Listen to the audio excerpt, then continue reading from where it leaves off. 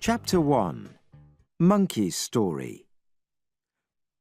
Monkey pulled out some hairs from his chest and, crying "Change!" threw them into the air. At once, they became several hundred small monkeys. From the beginning of time, the rock was smoothed and cleaned by heaven and earth, by the strong sun and the gentle moon, until one day it broke into 2 pieces and gave birth to a stone egg, about as big as a child's ball. From the egg came a stone monkey. At once this monkey learned to climb and run, but first it looked north and south and east and west. As it looked, a strange light came from its eyes. The light shone as far as the Jade Emperor, who sat in the cloud palace of the Golden Gates. The Jade Emperor asked his ministers to open the gate of the southern heaven and look out at the light. "This light," reported the ministers, "comes from the small country of Aulai, to the east of the mountain of flowers and fruit." And in the country of Aulai, the monkey ran and jumped. He picked flowers, ate grass and fruit, and drank from streams and rivers. His friends were all the animals of that country, and the other monkeys were his family.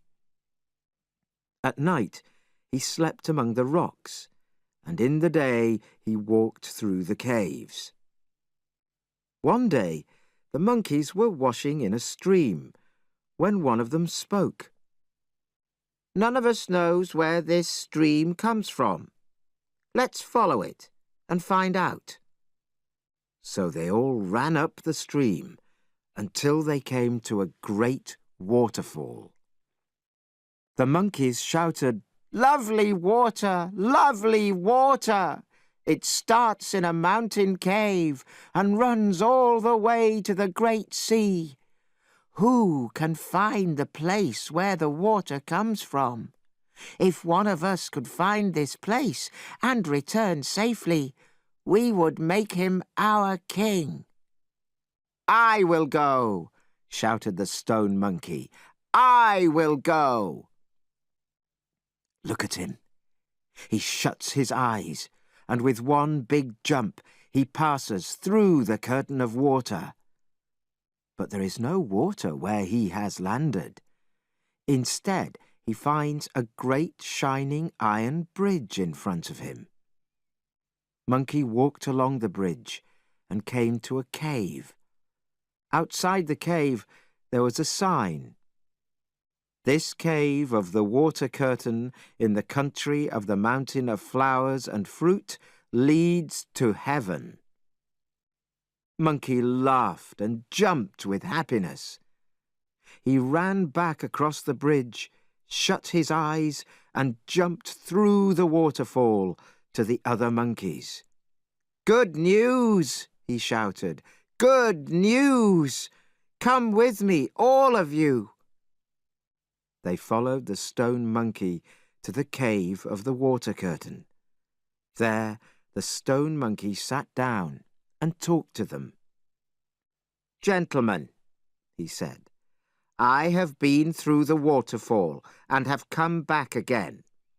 I have given you a home in this cave. So am I not your king now?" The monkeys bowed to the stone monkey, and they all cried, "Great king for 1,000 years!" The stone monkey became the monkey king, and he made other monkeys his ministers. And all the monkeys were happy. During the day they walked and played on the mountain of flowers and fruit, and at night they slept in the cave of the water curtain. They had everything they wanted. Their lives were complete. The Monkey King enjoyed this simple life for several hundred years. But one day, at a great party with all the other monkeys, he suddenly started to cry.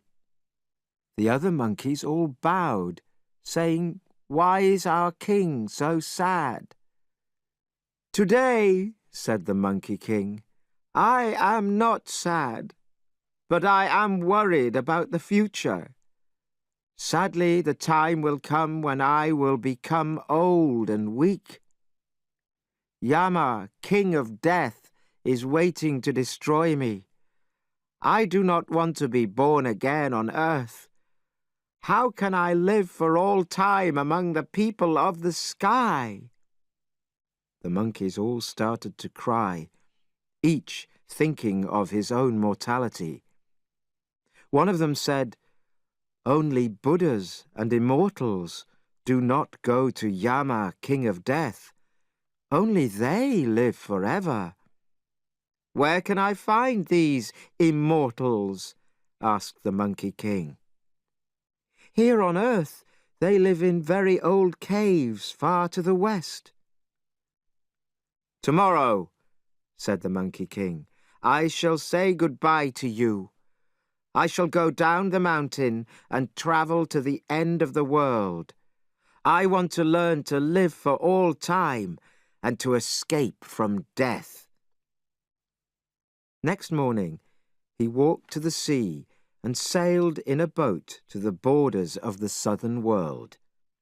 There he climbed out onto the beach, and then he walked and walked through towns and cities to the west.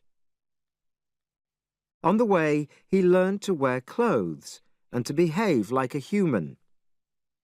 But he met humans who wanted only to be rich and famous. He met nobody who worried about his mortality. One day, he came to the Western Ocean, where he built another boat. Then he sailed to the Western Continent, where he saw a very high and beautiful wooded mountain. At the top of the mountain was the cave of the Moon and 3 Stars, where the immortal Subodhi lived. Monkey at once bowed and touched the ground with his head 3 times. "Where do you come from?" asked the immortal. "I am from the cave of the Water Curtain," said Monkey, "on the mountain of flowers and fruit, in the country of Olai." "That is impossible," shouted the immortal. "Between there and here are 2 oceans and the whole of the southern continent. You are lying." "I have sailed across the oceans and walked over the continents for more than 10 years, said Monkey. "At last I have reached here." Monkey told the immortal how he had come from a magic stone. The immortal thought that Monkey was a natural product of heaven and earth, so he agreed to teach him. Monkey jumped up and down with happiness. Day after day, he and the other students learned to speak and behave correctly.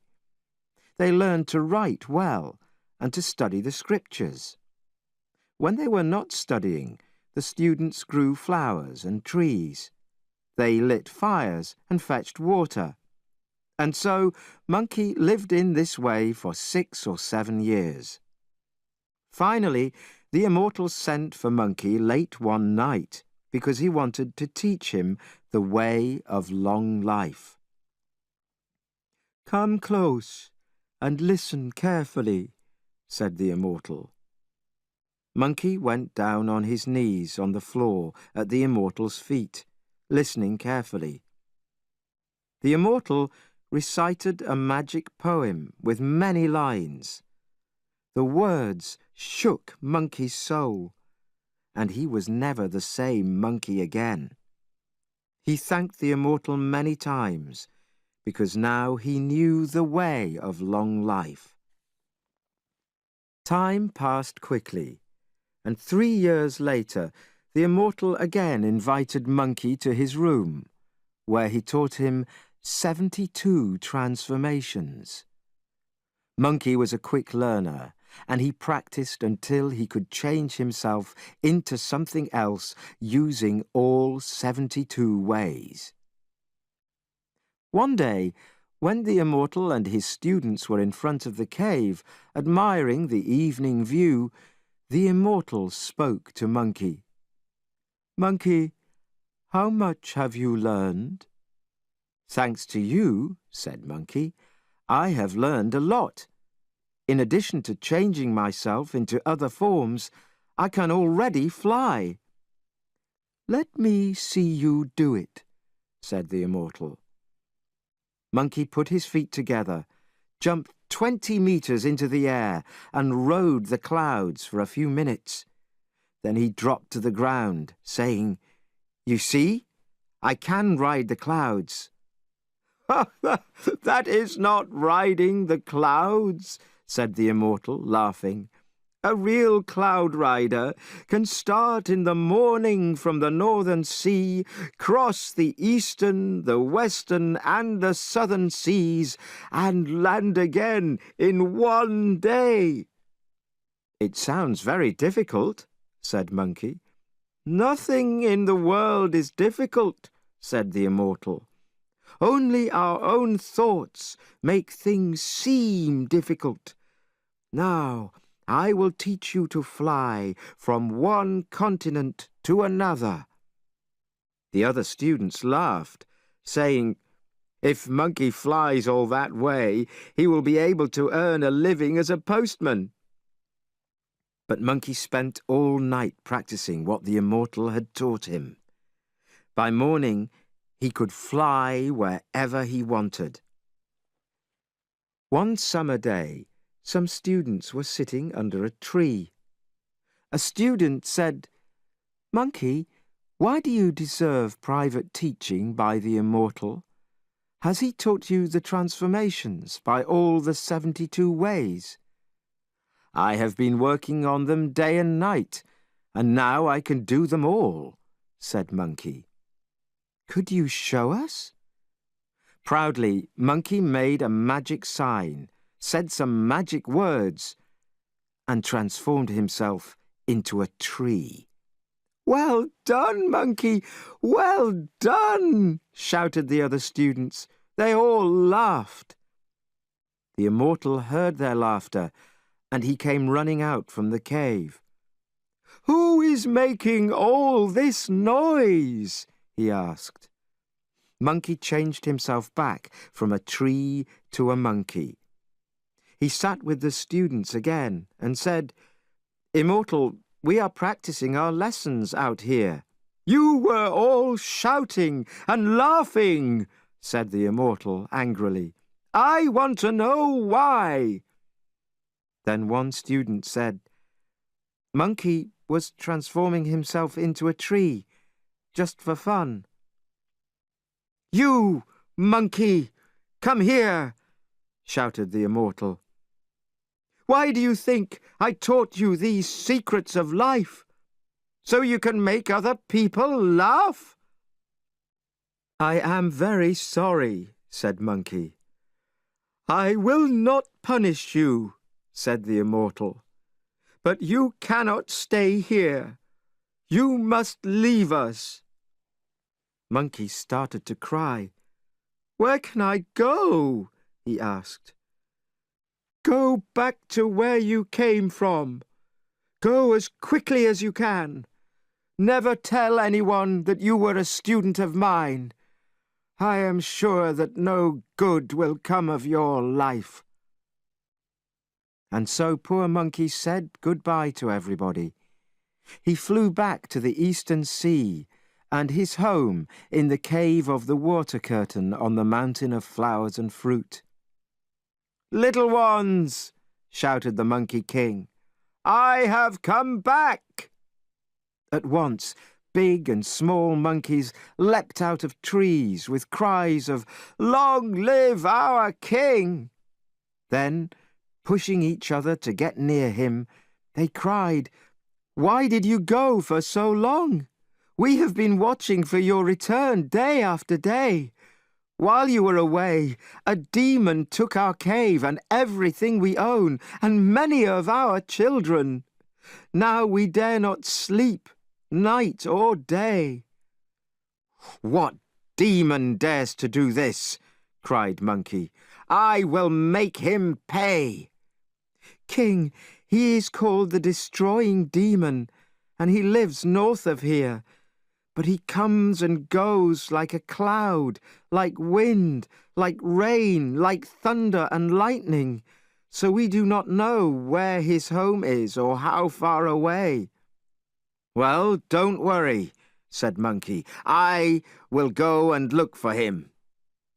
Dear Monkey! He leapt into the sky and soon saw in front of him a high mountain and a cave where the Destroying Demon was waiting for him. "Where is the owner of the cave of the water curtain?" cried the demon. "You have such large eyes," shouted Monkey, "but you cannot see Monkey." "Oh, you are not half a meter high.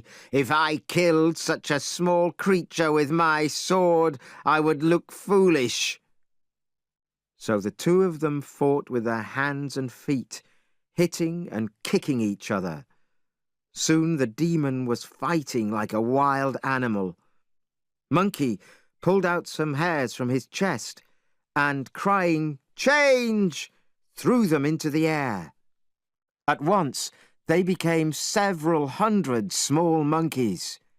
See how the monkeys jump on the demon, pulling and hitting him. Then Monkey takes up the demon's great sword and brings it down on his head, breaking it in two. Then, by his magic, he transforms all the monkeys back into hares. When Monkey returned home to the cave on the mountain of flowers and fruit, he brought the great sword of the Destroying Demon, and he amused the other monkeys by teaching them to make weapons of wood. Then, one day, the Monkey King called all the other monkeys to him. "All this," he said, pointing to their wooden weapons, "is only a game. We cannot defend ourselves from a real enemy with these." "We know a city that is full of soldiers. They must have plenty of weapons," the others said. They quickly told Monkey where it was. "Stay here and amuse yourselves," Monkey said. "I will see what I can do." Dear Monkey! Using his magic, he flew to the city, and with his breath blew such a strong wind that all the people locked themselves indoors. This was his chance. He found where the weapons were kept, kicked down the door, and changed his hares into thousands of small monkeys who took the weapons. Carried on a magic wind, they were soon back at the cave. The monkeys learned to use the weapons, and all sorts of wild animals and demon kings began to call Monkey their king. But Monkey found his own weapon too heavy, so he went to the dragon of the Eastern Sea in search of something lighter.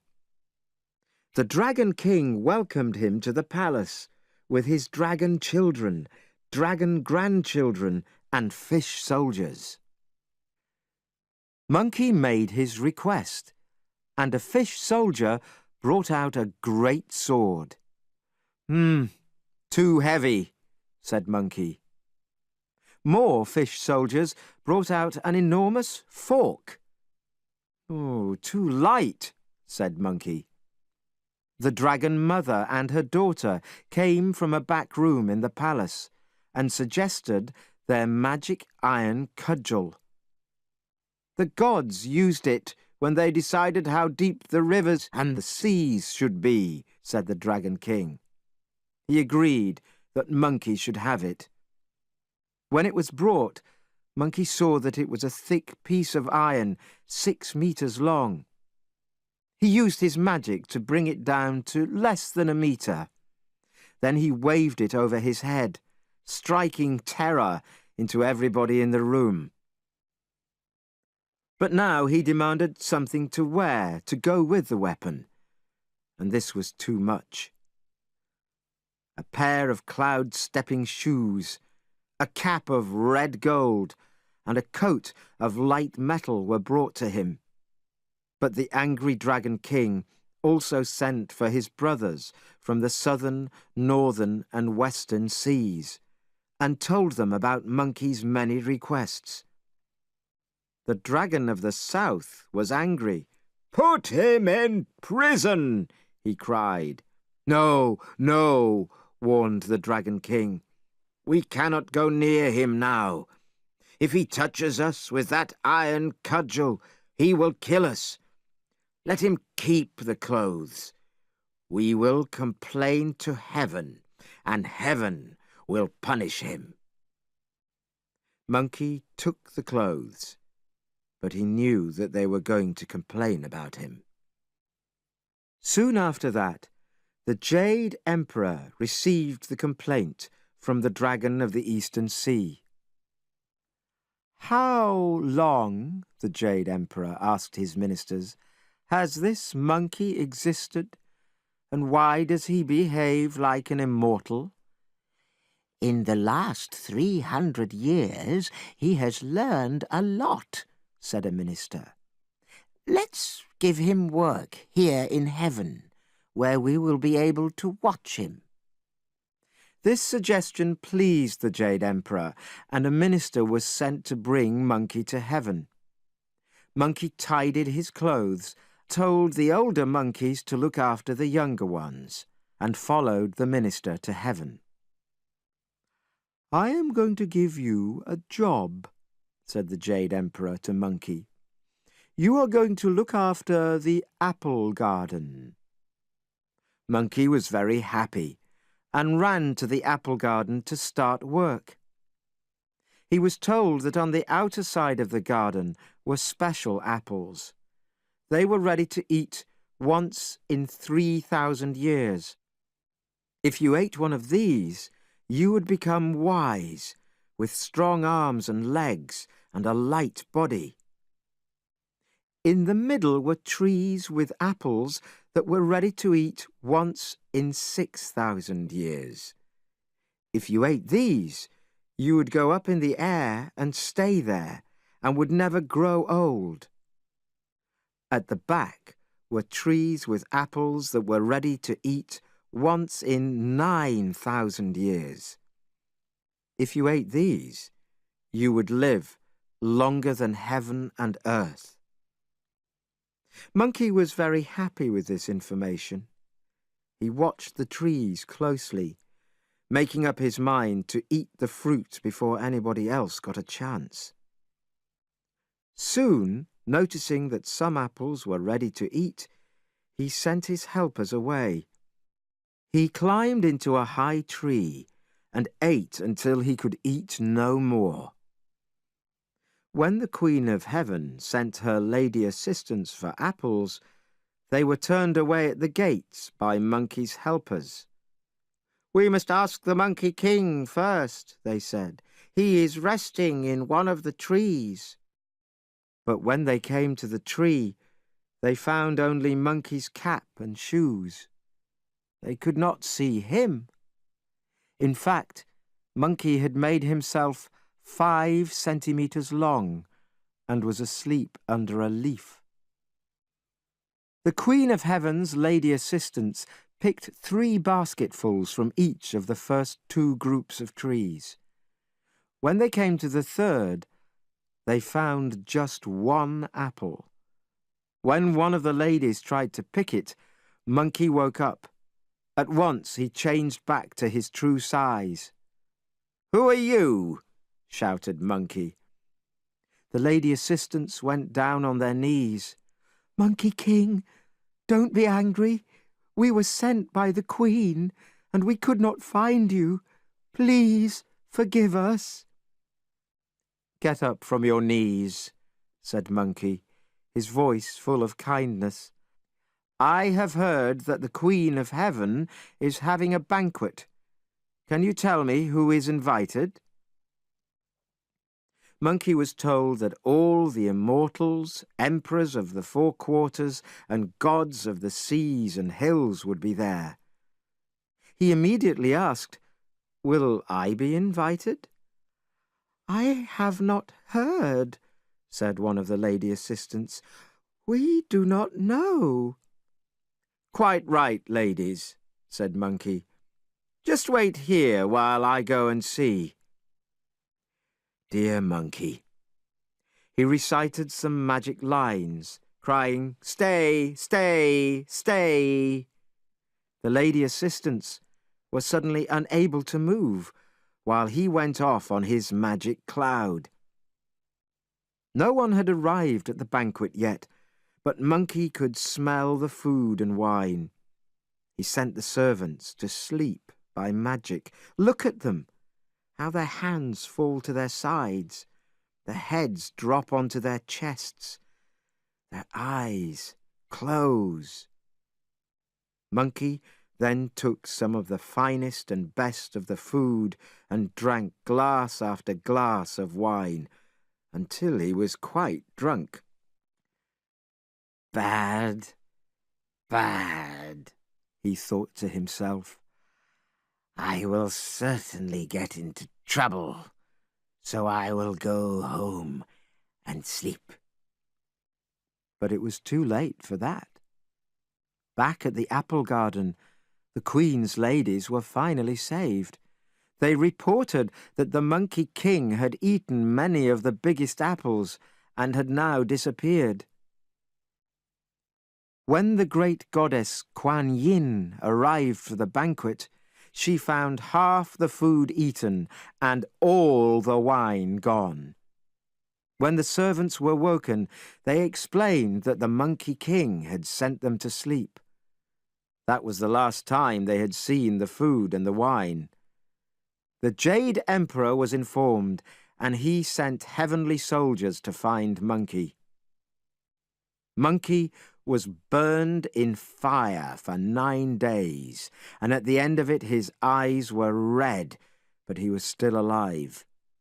He was attacked with swords, and the gods of thunder threw thunder at him, but nothing could destroy him. In the end, hearing of this situation, the great Buddha himself arrived and called Monkey to him. "How long ago," he asked him, "did you try to become an immortal and learn the things that make you dare behave like this?" Monkey at once recited, "Born of earth and sky, I am a magic immortal. I am an old monkey from the mountain of flowers and fruit. In the cave of the water curtain, I work and laugh and play. I found a friend and teacher who taught me the great secret.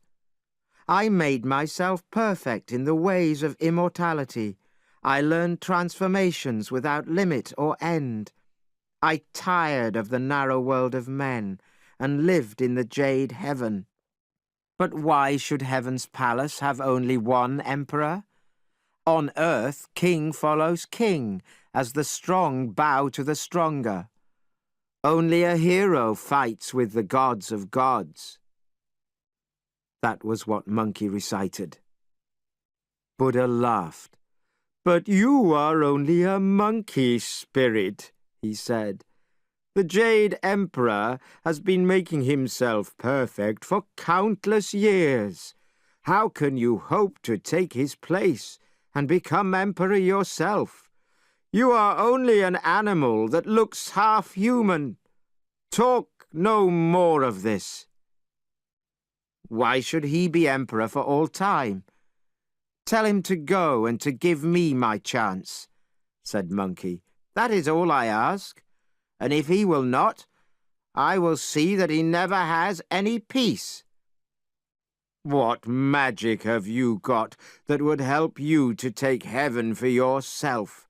"I have a lot of magic, replied Monkey. "I can jump through the clouds from continent to continent.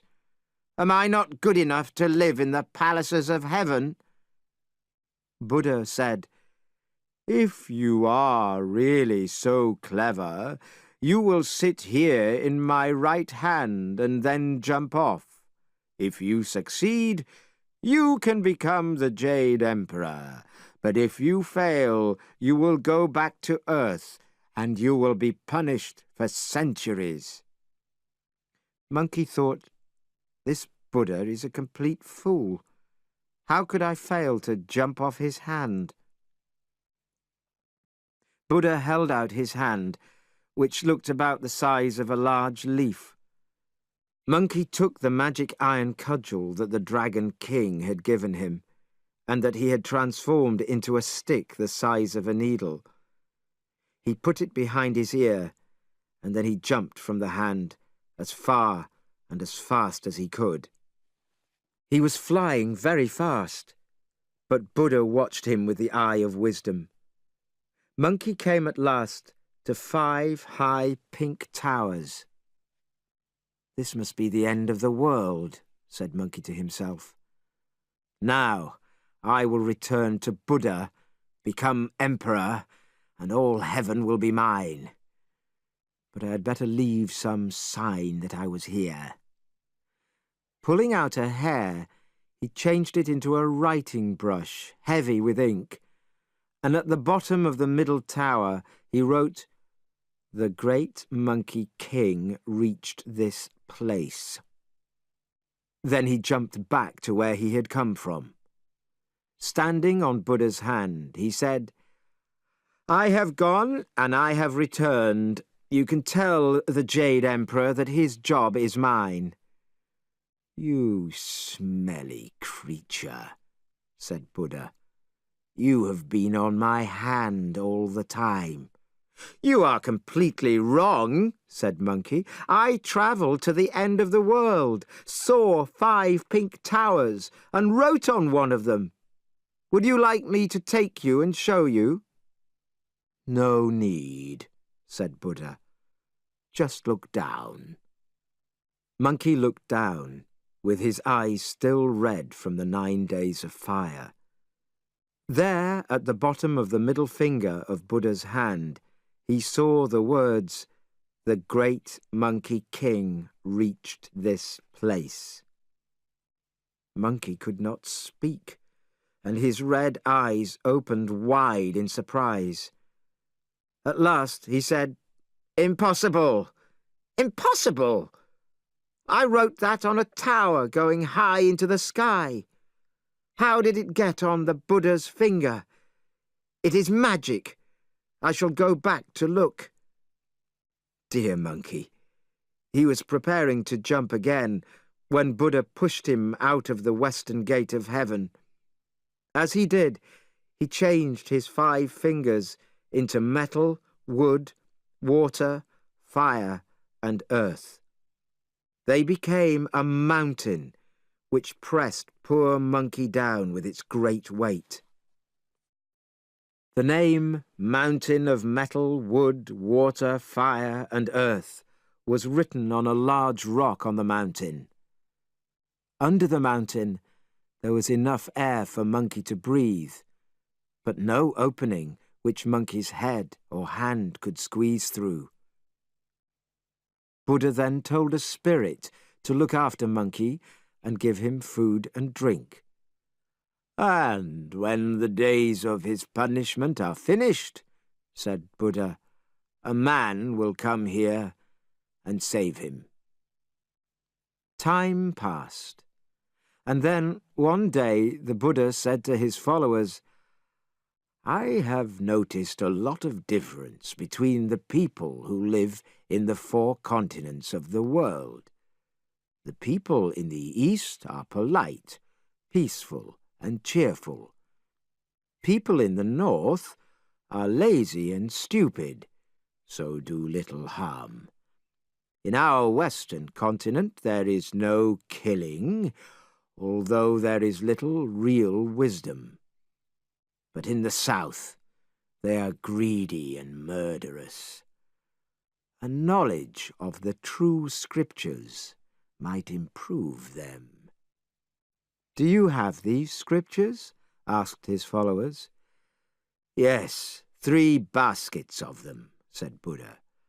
"One speaks of heaven, another of earth, and a third can save people from the wrong way. These are the path to perfection, the only gate to the true way. But down in the real world, people are so stupid that they laugh at them. I need to find someone who will go to the Eastern land. There he might find a believer who could come here from China. I would give this believer the scriptures to take back to China and change the hearts of the people." The goddess Kuan Yin came forward and bowed 3 times. "I would like to go to the Eastern land and find someone to fetch the scriptures." "Who would be better than you?" said Buddha. So Kuan Yin called her bodyguard, Hui Yen, who carried a great iron cudgel, and they started at once. After they had travelled a long way, they came to the River of Sands. There a horribly ugly creature leapt out of the water and began a terrible fight with the bodyguard. Suddenly the creature stopped fighting, looked hard at the bodyguard, and asked, "Who dares to fight with me? Surely I have seen you before in the gardens of the goddess Kuan Yin." "The goddess herself is here, in front of you," Hui Yen replied. "I ask you to forgive me," cried the creature.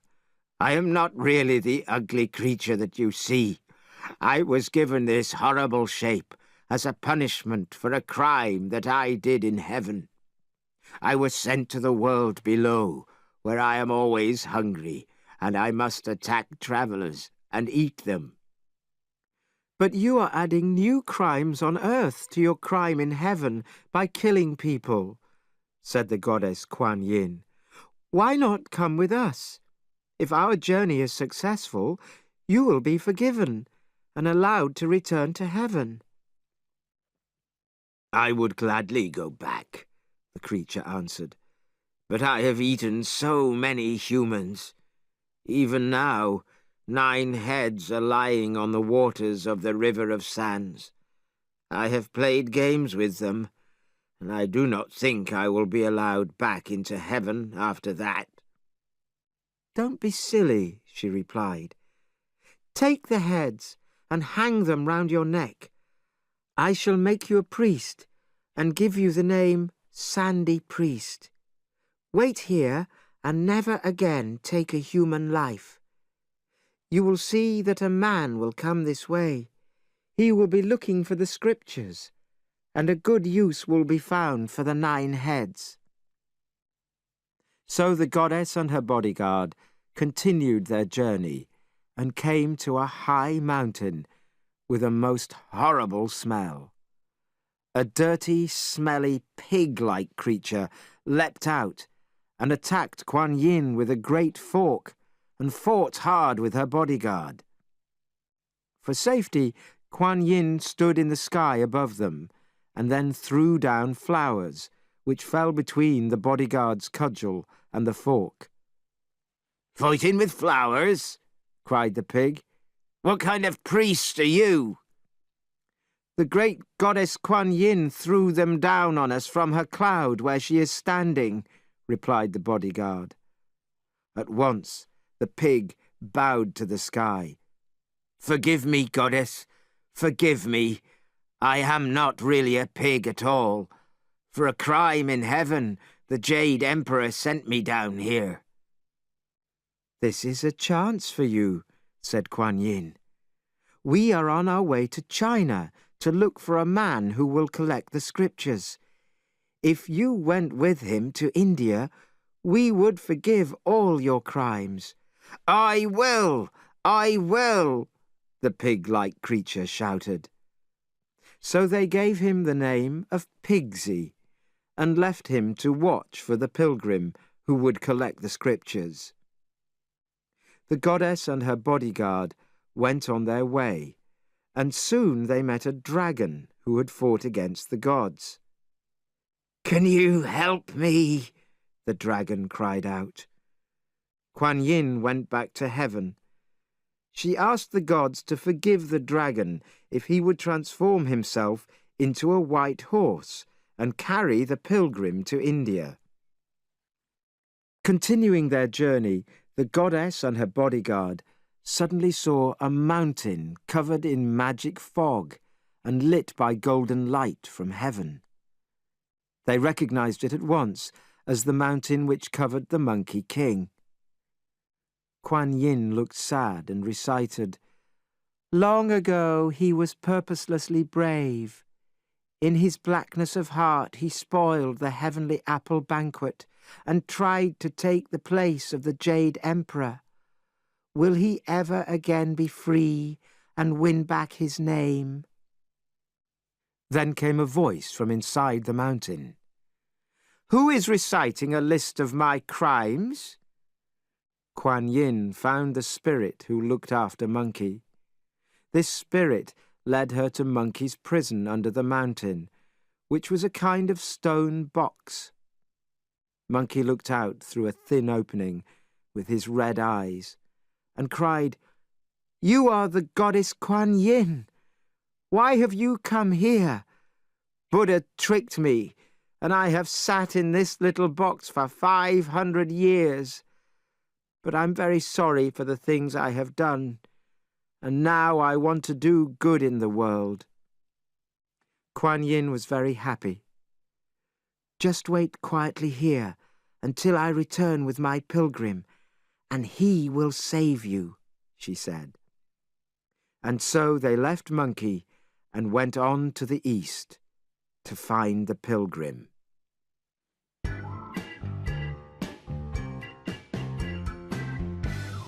Chapter 2. The Journey Begins. "I can tell you that I have killed quite a lot of people, and I am still the great Monkey King," answered Monkey.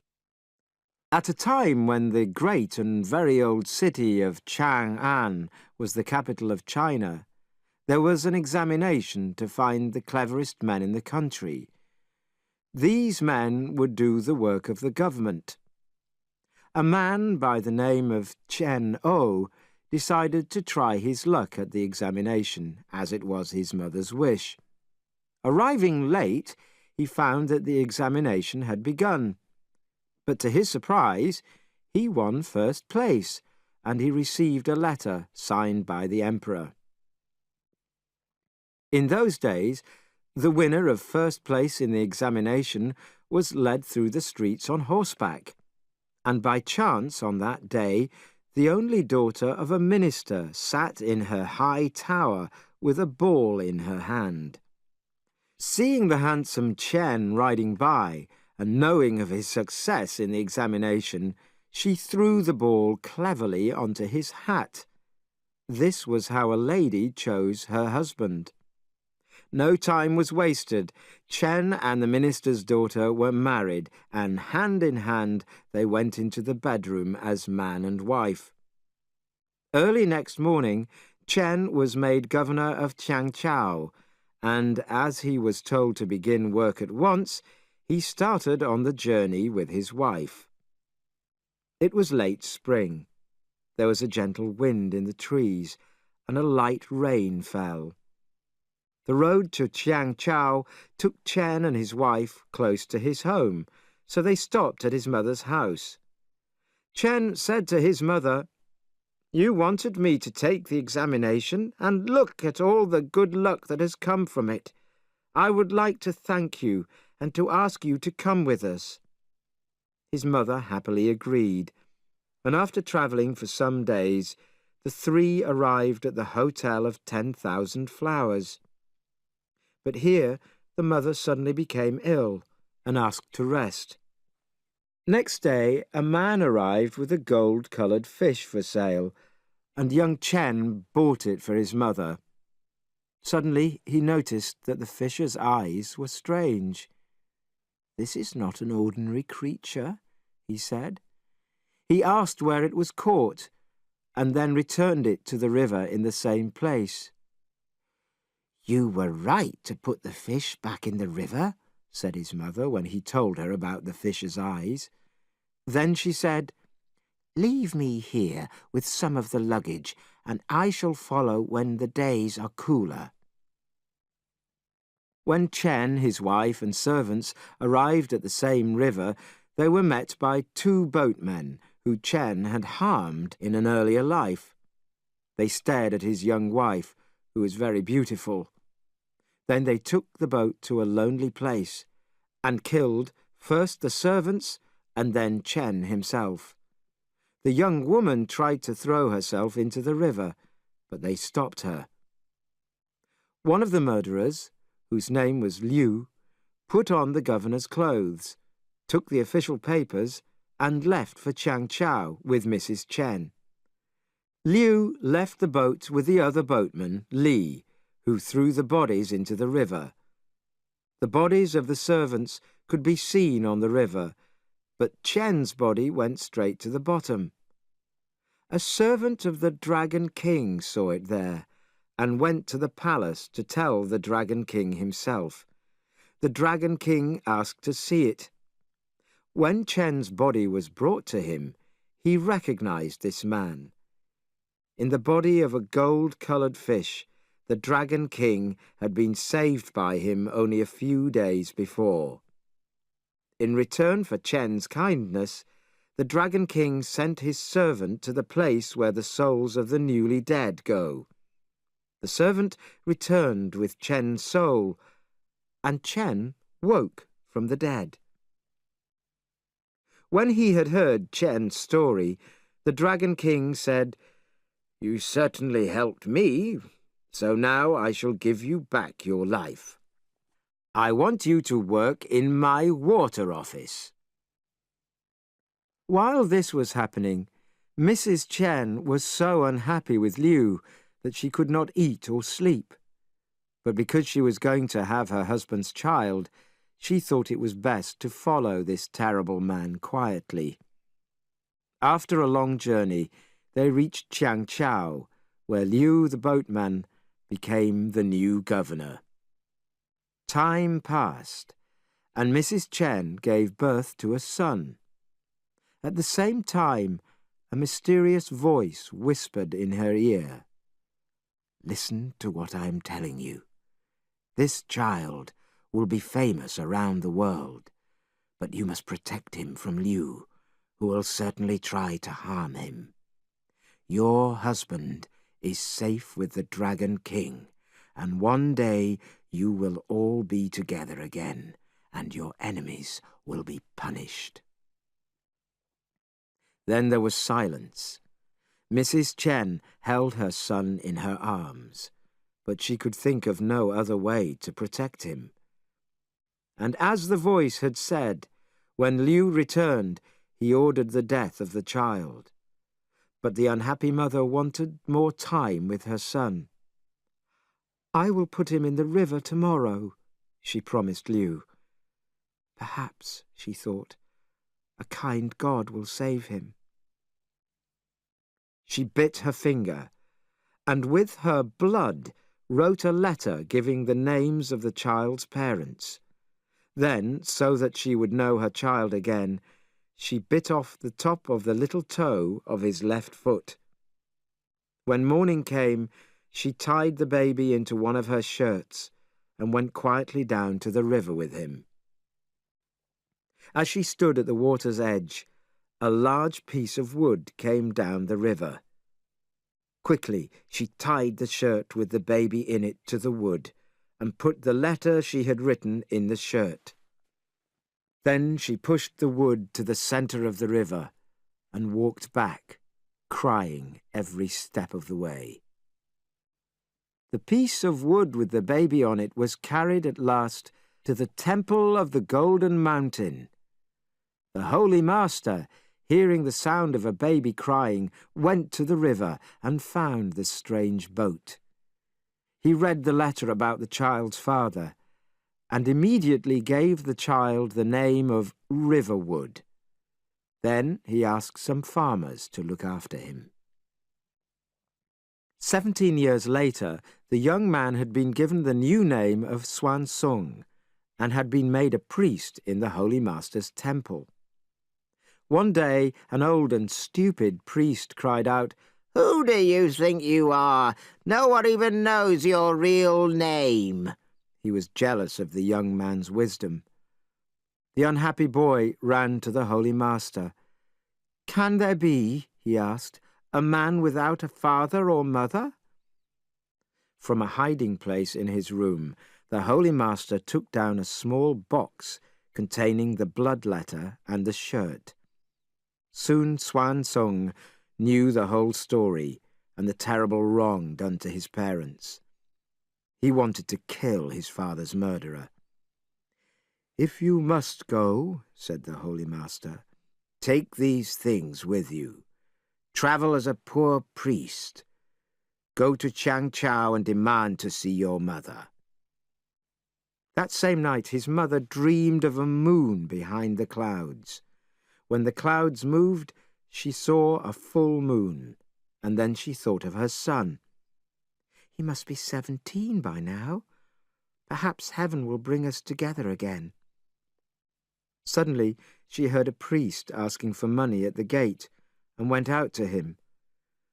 When she heard his place of birth, the Golden Mountain, she looked at him closely and said, "Little priest, you are very like my husband. Who were your parents?" "A wrong was done to my parents," was the answer. "My Holy Master told me to come here and find my mother. My father's name is Chen, but my holy name is Swansung." Then he took from the box the blood letter and the shirt. She recognized them at once, and she put her arms around him. Leave me, she cried. "If Liu finds you, he will kill you. Go now, as fast as lightning. But tomorrow I will say that I have promised 100 pairs of shoes to the poor, and I must journey to the temple to offer this present to the gods. There we can talk." True to her promise, within 5 days, 100 pairs of shoes were put on a boat, and with some servants she made the journey to the Golden Mountain. All the priests came out to welcome the visitor, but when she had prayed, she asked them to leave. Then, on her knees in front of Swansung, she took off the shoe and sock from his left foot. As she expected, the top of his left toe was missing. Again the mother and son put their arms around each other, and she thanked the Holy Master for his great kindness. Then she gave Swansung a ring to take to the Hotel of 10,000 Flowers, where his grandmother had been left behind. "Here also is a letter to my father in the capital," she said. "Tell him to ask the emperor to send horses and men to kill you and save me. Now I dare not stay any longer, but must return home." Swansung went to the Hotel of 10,000 Flowers and asked about his grandmother. The owner of the hotel told him, "The lady was here for several years, but she went blind, and now, asking people in the streets for money, she lives in a box." Swansung finally found his poor grandmother, who cried, "Oh, I thought my son had forgotten me, and now heaven has sent a grandson to find me." After paying her bills and leaving her in a comfortable room at the hotel, Swansung rushed back to the capital and to the house of Mr. Yin, but they refused to let him in. "No one in our family is a priest," he was told. "Last night I dreamed about my daughter," said the wife. "Perhaps he has a message from her." Swansung bowed to them and took out the letter that his mother had written. The minister cried, "Wife, this is our grandchild.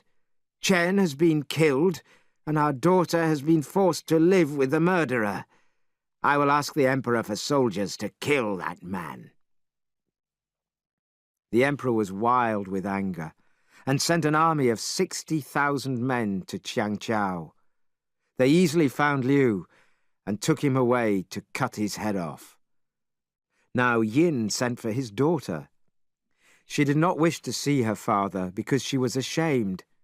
Had she not lived as the wife of her husband's murderer? But Yin told her that it was not her fault.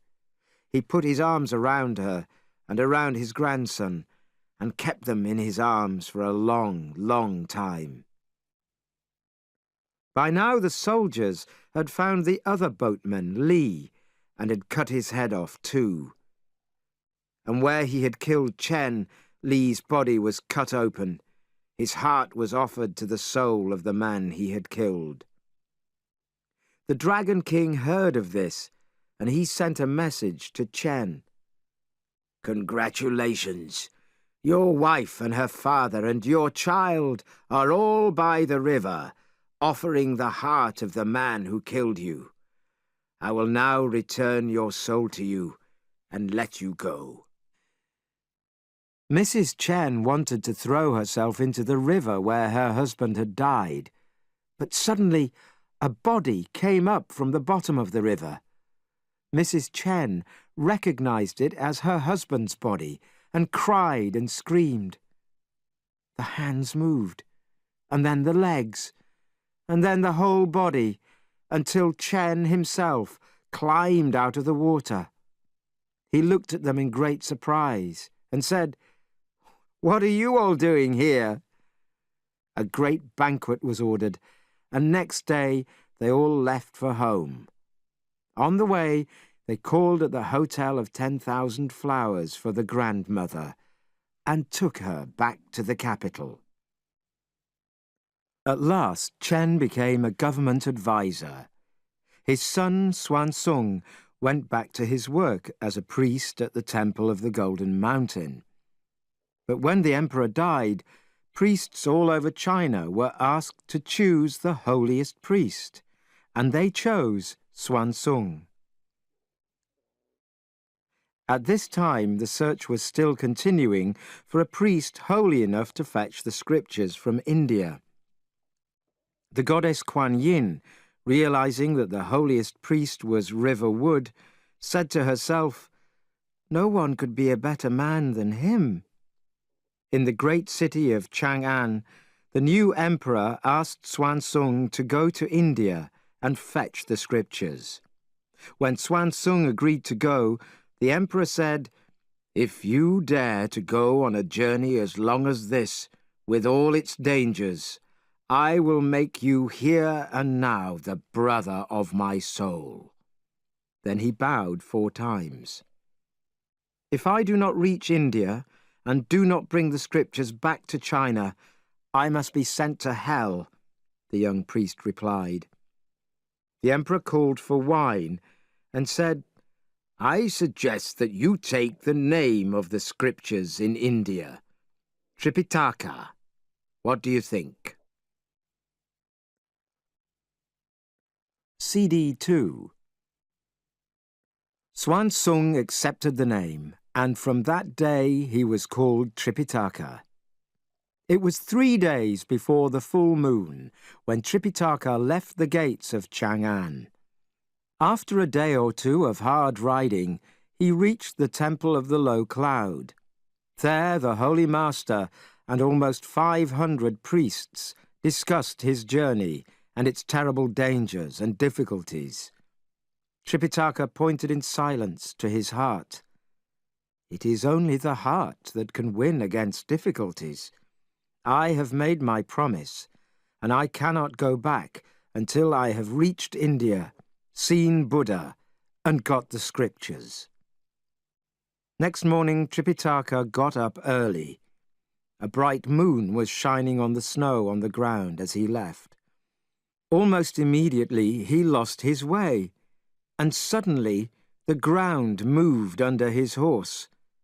The horse and rider fell into a deep hole. "Take him! Take him!" Looking up, Tripitaka saw a crowd of ugly creatures looking down at him. They pulled him out of the hole. Their leader was an ugly demon king who gave orders to eat him. But two dark, ugly creatures arrived as guests, and two other men were brought out as a meal for them. The ugly creatures ate like wild animals, their teeth pulling at the men until they had completely eaten them. Watching this, Tripitaka was almost dead with fear. But then all the ugly creatures went to sleep. Tripitaka was losing all hope of escape when suddenly an old man appeared.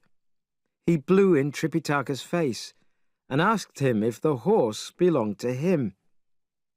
Tripitaka saw to his surprise that his horse was not harmed. He asked what this place was and who the ugly creatures were. He was told it was a mountain full of demons and animal spirits. "They did not eat you because your soul was too good," said the old man. "It was your soul that saved you.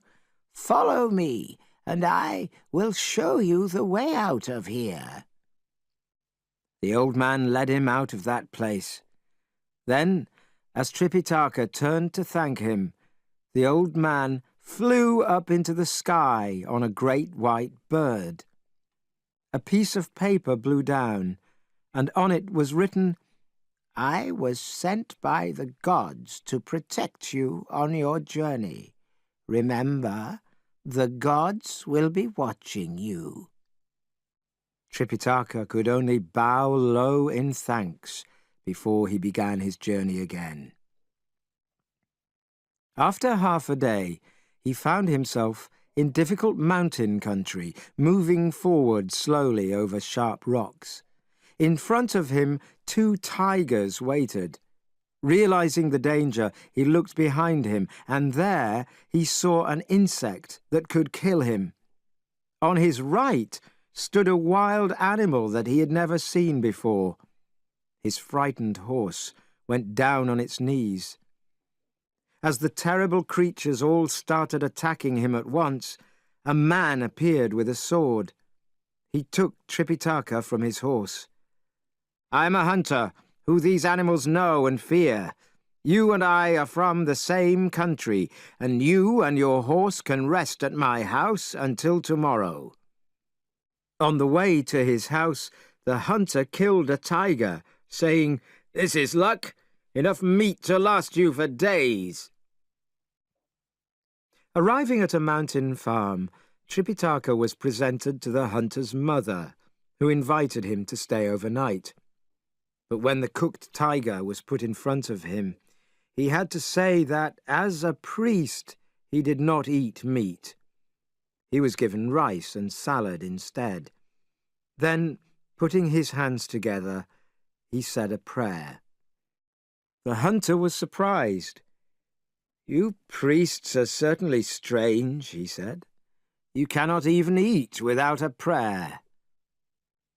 After dinner, the hunter led his guest to a little house full of animal skins. Tripitaka did not like that very much, so his host took him instead to a field of red and gold flowers. There, animals ran to him when he called. Tripitaka had been asked by the hunter's mother to say prayers for her dead husband. So scriptures were read and prayers were said all through the next day until evening. That night everyone in the family dreamed the same dream. The hunter's father had been allowed to leave the lower world and was born again as the child of a rich landowner. This, they were sure, was a result of Tripitaka's prayers, and they all thanked him. They wanted to give him presents of silver, but he refused the presents and left on his journey, with the hunter as his guide. At the mountain between two countries, which was steep and rocky, The hunter climbed quickly, but Tripitaka was very tired. "This country to the east," said the hunter, "is our land of Tung, and to the west is the country of the Tartars. I cannot go into their country, so you must continue alone." Feeling a great fear and hopelessness, Tripitaka held the hunter's arm. Suddenly, from under the mountain, a voice cried again and again, "The master has come!" "Who is that?" Tripitaka asked fearfully. "It is the voice of the old monkey, calling from his stone box under the mountain.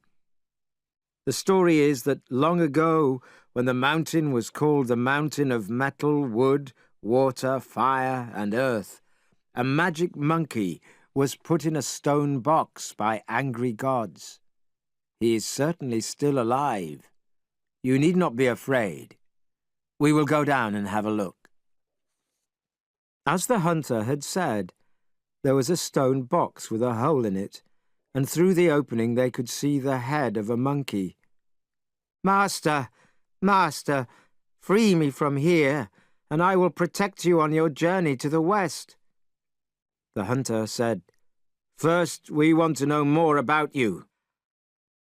"I will not tell you anything," said Monkey. "I wish to speak to the priest." "What do you want to say to me?" asked Tripitaka. "Were you sent by the Emperor of Tung to fetch the scriptures from India?" "I was." "I am the Monkey King, and 500 years ago I made trouble, so Buddha put me in this stone box. The goddess Kuan Yin has visited me. She said that if I protect the pilgrim on his way to India, I will be forgiven and freed. So let me be your follower." "But how can I get you out of this stone box?" "If you make a wish, master, I will be out," said Monkey. "Go to the top of the mountain, and there you will see a rock with letters of gold written by Buddha himself. Lift the rock, and I will be free." "How can we believe him?" the hunter whispered to Tripitaka. "It is true! It is true!" screamed Monkey from inside his box. Tripitaka and the hunter climbed up again to the top of the mountain, and there they saw golden light pouring from a rock which had gold writing on it. Tripitaka went down on his knees and said, "If this is the wish of the gods, I will take this monkey with me to India. Take away this rock and free him." A warm and sweet-smelling wind blew across the mountain and lifted the rock and Buddha's writing up into the air. Tripitaka and the hunter returned to Monkey. "You can come out," they said. With a great noise of breaking stone, Monkey came out of the stone box and bowed in front of Tripitaka. He cried, "Master, I am out!" And then he began to prepare Tripitaka's horse for the journey.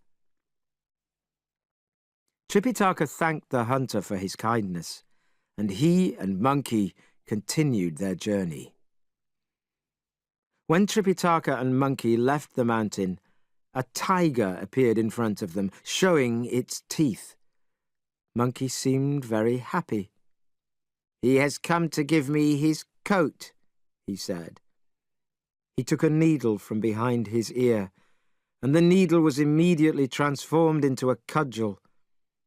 "It is 500 years since I last used this weapon," he cried. Look at Monkey. He walks forward bravely. Down comes the cudgel, and the tiger falls dead. "Sit down," said Monkey to Tripitaka, "while I take his coat." Dear Monkey. He took a single hair from his own tail, blew on it, and said some magic words. The hair became a sharp little knife, and with this knife he cut off the tiger's skin. "Now we can leave this place," he said. "When we reach the next house, I will make a fine coat from the skin." Monkey then explained the magic of his cudgel, which was not only for killing tigers and dragons, but also for making rivers go backwards or starting storms on the sea. But then he saw a house in some trees where they could spend the night. He got down from his horse and cried, "Open the door!" A very old man, angry at the rude command, began to push open the door. But seeing Monkey carrying a tiger skin and looking like a demon, he became very frightened. Then he saw that Monkey was with a priest, and he was told that Monkey was the priest's follower. Suddenly, he recognized Monkey. "You are the stone monkey in the stone box," said the old man in great surprise. "How did you get out?" Monkey told his story, and then was asked his age. "First, how old are you?" asked Monkey. 130. "You are young enough to be my great-great-grandson," said Monkey. "I was under that mountain for 500 years. "True," said the old man. "And when I was a boy, there was grass on your head and dirt on your face." "Yes," said Monkey.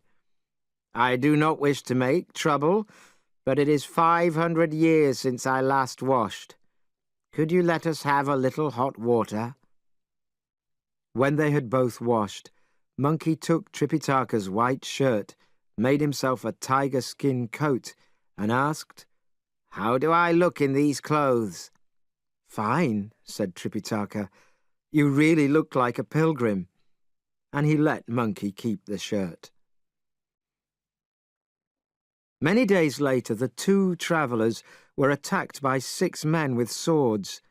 The men demanded their horses and everything they had with them. "You are just thieves," cried Monkey. "If you give me 1/7 of everything you have ever stolen, I will let you live." Angrily, they all hit Monkey on the head again and again. Monkey said, "Let me know when you are tired, and I will take out my needle." Of course, the needle from behind Monkey's ear transformed itself into a cudgel, and soon he had killed all 6 of them. He returned, crying, "Master, we can start now. I have killed them all." "You should never kill," said Tripitaka sadly. "But I had to. They were going to kill you." "It is better for a priest to die than to kill others." "Well, I can tell you that I have killed quite a lot of people, and I am still the great Monkey King," answered Monkey. "Your bad behavior in heaven caused you to live in a stone box for 500 years, said Tripitaka. "If you hope to come with me to India, you will need to change your ways." Monkey was very angry that Tripitaka had spoken to him like that. "Master," he shouted, "I am leaving." Tripitaka said nothing, so Monkey leapt up, ran away, and was soon out of Tripitaka's sight. Tripitaka thought, it's no use trying to teach people who are like that. So, putting all the luggage on the horse's back, he left alone and on foot. The young priest had not gone far when he met an old woman carrying a cap. She asked him why he was travelling alone without a follower to help him. "I had a follower, but he behaved badly. When I told him that, he ran away." "That is unfortunate," she said. "This cap belonged to my son who died. I can gladly give it to your follower if he would like it." "He ran away to the east," said Tripitaka. "Then he will certainly go to my house, and I shall send him back. If you want him to return, you will need a spell." She told him the words. "You must make him wear this cap. When he disobeys, say the words of the spell, and he will give you no more trouble." The old woman transformed herself into a golden light and disappeared towards the east. Tripitaka knew then that she was really the goddess Kuan Yin. Monkey had jumped onto a cloud and was returning to his cave in the mountain of flowers and fruit. On the way, he decided to drink tea with the Dragon King.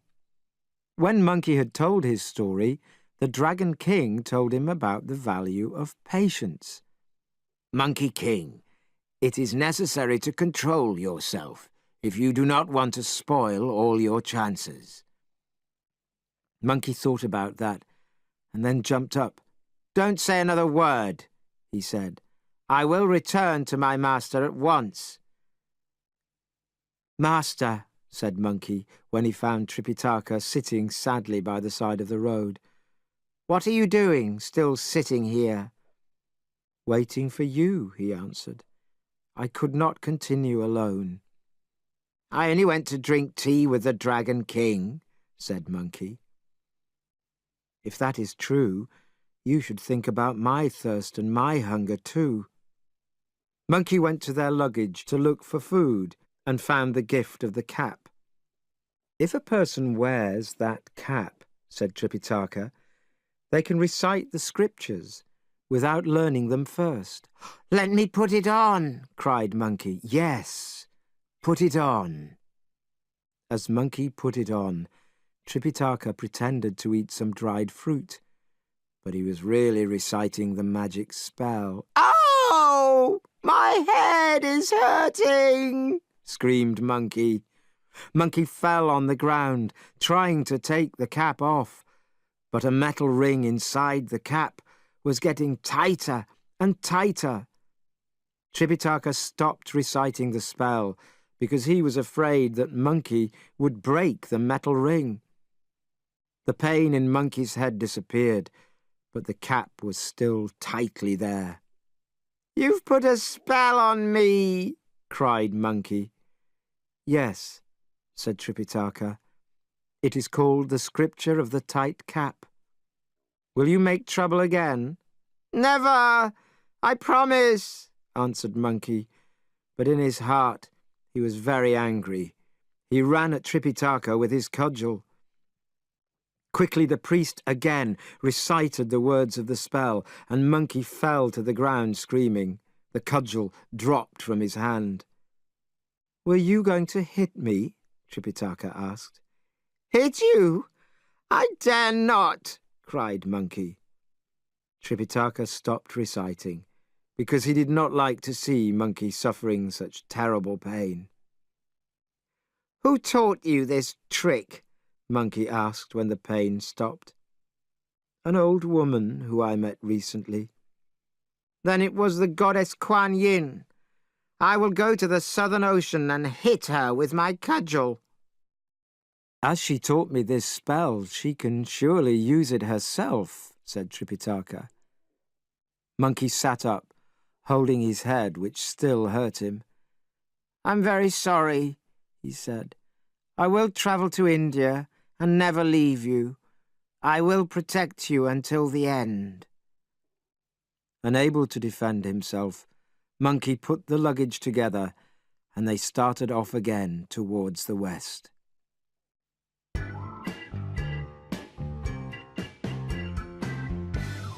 Chapter 3. Tripitaka finds new followers. With her magic breath, she shouted, "Change!" She transformed the dragon into the horse that he had just eaten. It was the middle of winter, and a cold wind was blowing from the north. There was ice everywhere, and deep snow was lying on the ground. But the brave priest, his follower, and the white horse continued their journey across the mountains. They were looking down at a river when suddenly a dragon appeared in it and then climbed slowly out of the water. While Monkey and Tripitaka ran and hid, the dragon, moving along at speed and without stopping, opened its mouth and ate the horse. Monkey left Tripitaka sitting on a rock and went back to get the horse and luggage, but he could not find the horse. He took the luggage to the place where he had left Tripitaka. "The dragon is gone," said Monkey, "and the horse is too. It probably ran away because it was frightened." "How are we going to find it?" asked Tripitaka. "Wait here, and I will have a look," said Monkey. Monkey leapt into the sky and looked for it with his bright red eyes. "I cannot see it anywhere," he told Tripitaka. "I think the dragon ate it." "How can I travel if it has been eaten? It is much too far to walk," cried Tripitaka. Poor Tripitaka was so sad that he could not stop crying. Monkey, who hated that kind of attitude, shouted at Tripitaka, "You look like a fool, sitting there crying. Wait there while I go after the dragon." "You cannot do anything to the dragon if he is in the water," said the young priest, still crying, "and next time he will eat me." "You are hopeless, hopeless," shouted Monkey, angrier than ever. "Do you want to sit there staring at the luggage forever?" He was still shouting angrily when the voices of gods were heard in the sky. "Monkey, don't be angry. Priest, don't cry. We are here to protect you," they said. "Then you had better stay here and look after the master," said Monkey. "I am going to find that horse. Don't worry about me." Tripitaka, feeling better, asked Monkey to be careful. Dear Monkey. He pulled his tiger skin coat around his body, picked up his cudgel, and walked down to the river. "You demon fish! Return my horse to me!" he called into the water. The dragon leapt out of the river. "Who is making all that noise?" it shouted angrily. "Come and fight!" shouted Monkey as he waved his cudgel, "and give me back my horse!" Monkey hit the dragon's head with his cudgel. The dragon came forwards with his mouth wide open. It was a long and brave fight. They fought backwards and forwards, round and up and down, until the dragon began to feel weak. With a quick turn of his long tail, he disappeared back into the river. Monkey shouted for him to come back and fight, but the dragon did not listen. Monkey decided to go back and tell Tripitaka. When Monkey returned, Tripitaka said something that Monkey did not like. "The other day, after you fought the tiger, you said you could also kill dragons. I do not understand why you are having such difficulties with this dragon." "Not another word," he cried. "I will soon show you who is master." Annoyed, Monkey went back to the river and used his magic to make a storm. The dragon leapt up and shouted, "What sort of creature are you? Where do you come from?" "That is not your business. Just return my horse." "How can I? Your horse is inside me, and if I do not, what will you do to me?" "Look at this cudgel," said Monkey. "If you do not give me back the horse, you will pay for it with your life." Again they fought, and then the dragon transformed himself into an insect and disappeared into the long grass. Beating the grass with his cudgel, Monkey danced around wildly, trying to find him. But it was impossible. So Monkey returned to Tripitaka, who was feeling quite sorry for himself. "I will be dead from cold or hunger before we get across this river," said Tripitaka. Monkey danced and jumped and leapt in anger. But finally he had to ask the goddess Kuan Yin for help. When he saw her, he became angry again. "You told me to look after this priest," shouted Monkey. "So why did you give him a cap that I cannot take off my head? It gives me terrible pains when he says the words of the spell." The goddess laughed. "Because you are so full of tricks. There is no other way to control you." "But what about this dragon? That is your work too. Why did you let him eat my master's horse? You should be ashamed of yourself." "That dragon," said the goddess Kuan Yin, "behaved badly in heaven. If he carries the priest of the Emperor Tung on his journey to India, he will be forgiven, and he knows this. No ordinary Chinese horse could possibly do it. I cannot understand why he ate the horse. I will go with you and find out." She got down from her seat inside her cave and rode on a magic light to find the dragon. When the dragon saw Kuan Yin, he changed into a human. "Did you know that this is Tripitaka's follower?" asked Kuan Yin. "How could I? I asked him what kind of creature he was, and he shouted at me, 'That is not your business.' I ate his horse because I was hungry. He never said anything about looking for scriptures. He never once used the word tongue." "Monkey is fonder of showing others his own powers than explaining anything," said Kuan Yin. "But in future, if anyone questions him, he must say that he is looking for scriptures. Then there will be no more trouble." The goddess went to the dragon and put some drops of sweet water on him. Then, with her magic breath, she shouted, "Change!" She transformed the dragon into the horse that he had just eaten. She told the dragon to change his bad behavior and to promise never to go back to his old ways. "If you keep this promise, you will be given a golden body," she told him, "and you will be given wisdom." The dragon said, "Thank you. I will keep this promise." Then the goddess turned to go, but Monkey held her arm, saying, "That is not good enough. How can I help a priest to travel over these mountains with only a horse? I cannot continue this journey." "That is strange," said the goddess. "You always used to be brave, if nothing else. But there is one more power I can give you." She took 3 leaves from a tree and dropped them on Monkey's back, where they immediately became magic hairs. "These," she said, "will get you out of any trouble." Monkey thanked her. Then he took the horse and led him to Tripitaka. "This horse is in much better condition than the old one. How did you manage to find it?" asked Tripitaka.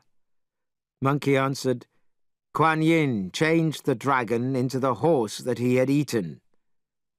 Tripitaka wanted to say thank you to Kuan Yin, but Monkey said that she was already far away. So Tripitaka bowed towards the south. Then he helped Monkey to prepare their luggage.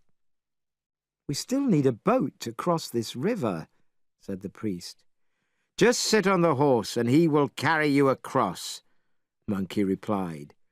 But then an old fisherman in a strange boat appeared. Monkey waved to him. "We have come from the east to fetch scriptures. My master does not know how to get across the river. Could you take him?" The old fisherman took them all across the river without asking for payment. "Do you know who that fisherman was?" said Monkey. "He is the god of the river, and he did not help us in our fight against the dragon. He knew he had done wrong. That is why he did not take any money." Tripitaka did not know how true that story was, but he sat on the horse and followed Monkey along the road to the west. One evening they saw a group of houses in the far distance. "Let me go and see if it is a farm, and if it seems lucky or unlucky," said Monkey. A young man in a blue jacket came out of the farm and tried to walk past Monkey without a word. But Monkey held his arm tightly while the young man tried to escape. "Now, you must not be angry," laughed Monkey, holding him even tighter. "We only want to know the name of this place." The young man, seeing that he could not get away from Monkey, answered, "The place is called Cow Farm, and I am Cow Tsai. Old Mr. Cow has a daughter of 20 who is unmarried. 3 years ago, a creature took her and has lived with her here as his wife. 6 months ago, the creature locked her in his little house, and none of the family has seen her since then. I'm going to find someone with strong enough magic to fight this creature." "This is your lucky day," said Monkey. "Here I am, and I can help you. Come, lead us to the master of the house." "Your words are true, I hope," said the young man. "You will get me into great trouble if you fail." "I promise," said Monkey. "Now, take us in." Seeing the young man returning, old Mr. Cow shouted, "You fool!" But he quickly became more polite when he saw the young priest. Seeing Monkey, though, he said, "It is surely bad enough to have a dirty creature living with my daughter. Now another ugly creature has come to visit me." "You have lived a long time, but have learned very little wisdom," said Monkey. "You should not judge people only by appearances. But I shall return your daughter to you." "I do not understand. I thought you wanted a bed for the night." "Yes, we do," said Monkey. "But I am also happy to kill any dirty creatures for you, for something to do." "We have 3 daughters. Our hope was that the youngest would marry a farmer and work this farm. Well, about 3 years ago, a nice-looking young man came here and said his name was Pig. He seemed the right man for our daughter, and at first he worked hard on the farm. But then he started to change. His nose became longer. His ears became bigger. He ate more and more. Finally, he turned into a pig. But that was not all. He could bring magic winds. He could disappear and then appear again. He could make stones fly through the air. And now he keeps our daughter, Blue Flower, in his little house. And for 6 months we have not known if she is alive or dead." "Have no fear," said Monkey. "I shall catch him tonight and return your daughter to you." "But do you need weapons?" "I have my weapon already," said Monkey, taking his needle from behind his ear and changing it into an iron cudgel. "I need only a nice old person to sit with my master and talk to him. Now I will leave you." Old Mr. Cow led Monkey to the little house, and Monkey broke the door with one blow of his hand. Inside it was dark as the old man called, "Number 3, daughter." "Father, I am here." Monkey looked hard with his red eyes and saw a sad sight. The daughter's face was unwashed, her hair was full of dirt, and her lips were pale. She walked slowly forwards and fell crying into her father's arms. "Don't make that noise." "But where is the creature?" asked Monkey. "I do not know," said the unhappy girl. "He goes out early in the morning and does not come back until late at night." "Take your daughter back to the house and stay with her," said Monkey to Mr. Cow. "I shall wait here and end your troubles." When the girl and her father had gone, Monkey transformed himself into a girl who looked like Blue Flower. Then he waited. Soon stones came flying through the air, and there in front of him stood a terrible creature. He had short hairs on his dark skin, a long nose, and enormous ears. He wore a green jacket and had a spotted handkerchief tied round his head. Dear monkey. He did not say hello to the creature. He lay on the bed, making noises like a person who is ill. When the creature tried to kiss him, he pushed it hard across the room. "Why are you angry with me?" asked the creature. "I'm not angry. Get into bed." The creature undressed in the dark, but could not find his wife in the bed. Then he heard her crying on the far side of the room. "Oh, I'm so unhappy." "What are you complaining about?" asked the creature. "Have I not kept my promises to you? I have worked on the farm, built walls, and dug new fields. You have all the food and clothes that you need." "That is not the problem," said Monkey in Blue Flower's voice. "Today my parents came and shouted through the wall that you are ugly, and nobody knows anything about you or who you are." "There is no mystery about who I am. Because I look a little like a pig, I am called Pigsy. Next time they ask, just tell them that." "They're looking for a priest to send you away," said Monkey. "In fact, old Mr. Cow has called the great Monkey King himself to help." "If that is true, I am leaving this minute," cried the creature. "That monkey is very powerful." And getting dressed quickly, he opened the door to leave. With a magic spell, Monkey transformed himself back again. "Look around," he cried, "and you will see that I am Monkey." When Pigsy turned and saw Monkey with his sharp little teeth and big smile, his red eyes, flat head, and hairy face, he ran like the wind back to his cave. Monkey cried after him, "Where are you going? If you go up to heaven, I will follow you, and if you go down to the deepest part of hell, I will follow you there too." Monkey followed the creature to his cave, and it came out waving a fork. They fought together all night, but at last the creature leapt back into the cave and locked the door. Monkey now saw the name of the cave on a rock. It was Cloud Ladder Cave. "I had better return to my master now, because he might want something," Monkey thought. "I can always return and catch this creature." And leaping from one cloud to another, he was soon back at the farm. No one had slept all night, waiting for Monkey's return. Tripitaka was sitting with the old man when Monkey arrived.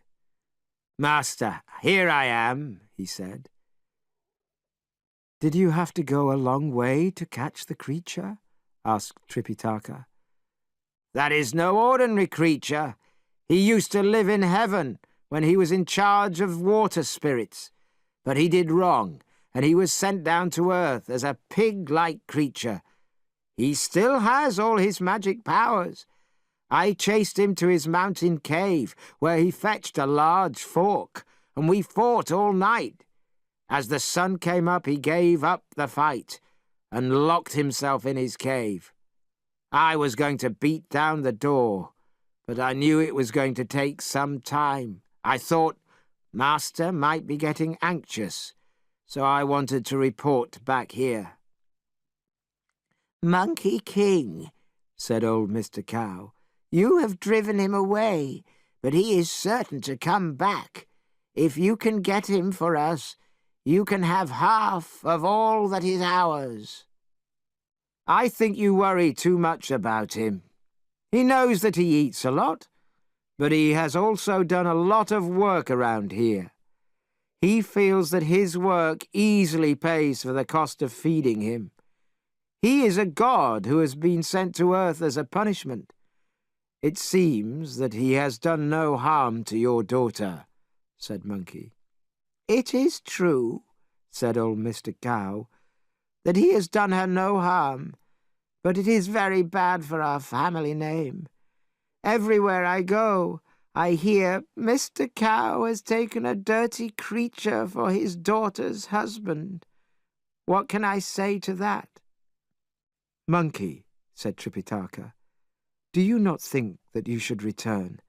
Have one more fight with him, and see if you can find a way to end this difficult situation." "Don't worry. I was only having a little game with him. This time I will catch him and bring him back here. Look after my master until I get back," Monkey said to Mr. Cow.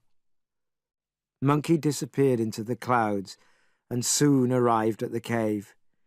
This time Pigsy was asleep in his cave when Monkey broke the door in pieces. Angrily, Pigsy jumped out of bed and took up his fork again. "You dirty rat! What do you think you are doing? It is a crime to break down someone else's door," shouted Pigsy. "I remember you now," he said, looking more closely at Monkey. "You once lived in a cave behind a water curtain.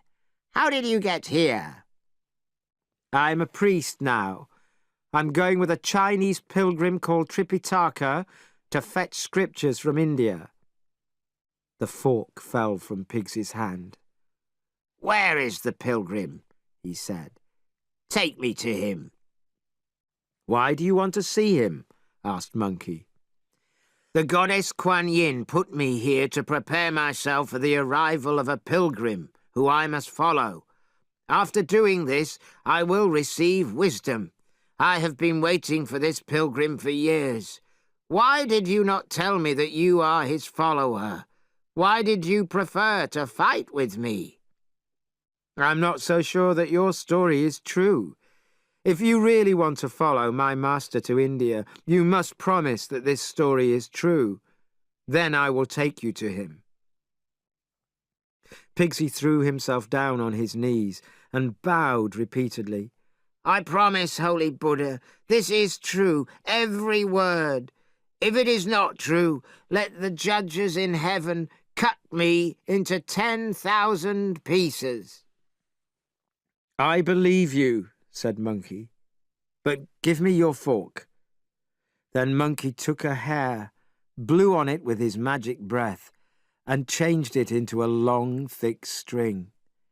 He tied Pigsy's hands behind his back, took him by the ear, and pulled him along with him. When Monkey arrived at Mr. Cow's farm with Pigsy, everyone was very happy. After hearing Pigsy's story, Tripitaka told Monkey to untie him. Tripitaka said some prayers, and then they sat down and ate supper together. The next day, Tripitaka sat on the white horse that had been a dragon. Pigsy carried the luggage, and Monkey carried his cudgel, as they all left for the west. At last they came to a flat country. Summer had passed, and autumn had come, and now in front of them was a great wild river. Monkey leapt into the air and looked far down into the water. "Master," he reported, "this will not be easy. For me it will not be difficult, because I can jump across in one leap. But for you it will be impossible. When I looked down, I saw that this river is 12,000 kilometers across." Tripitaka was very unhappy, but looking down, he saw a rock with some writing which said, "River of Sands." Under that in small letters were the words, "In the river of sands, 12,000 wide, in dead waters, 15,000 deep. Nothing will stay on the water.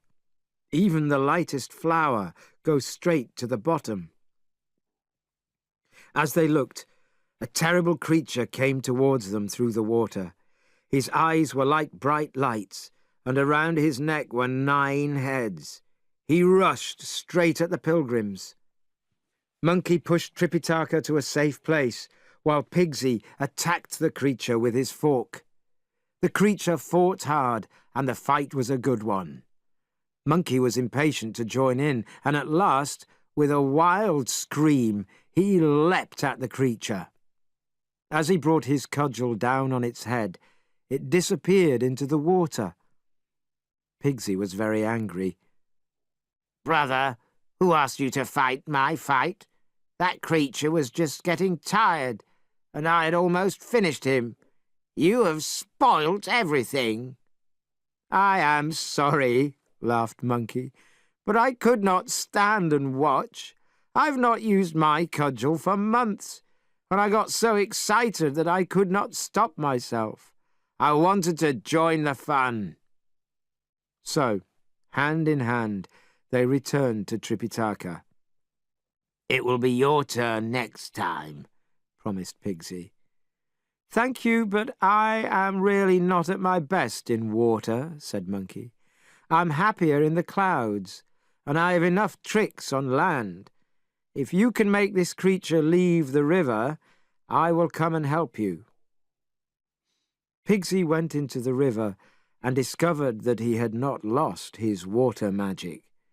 He soon found the creature at the bottom of the river. "You ugly pig," the creature shouted. "Can you not see that I am not an ordinary creature? I am a god. One day, at a banquet in heaven, I accidentally broke the Jade Emperor's bowl. He was very angry, and I was sent down here to the River of Sands. When I am hungry, as I am now, I eat people. You would taste very good if I cut you up and put some sugar and salt on you."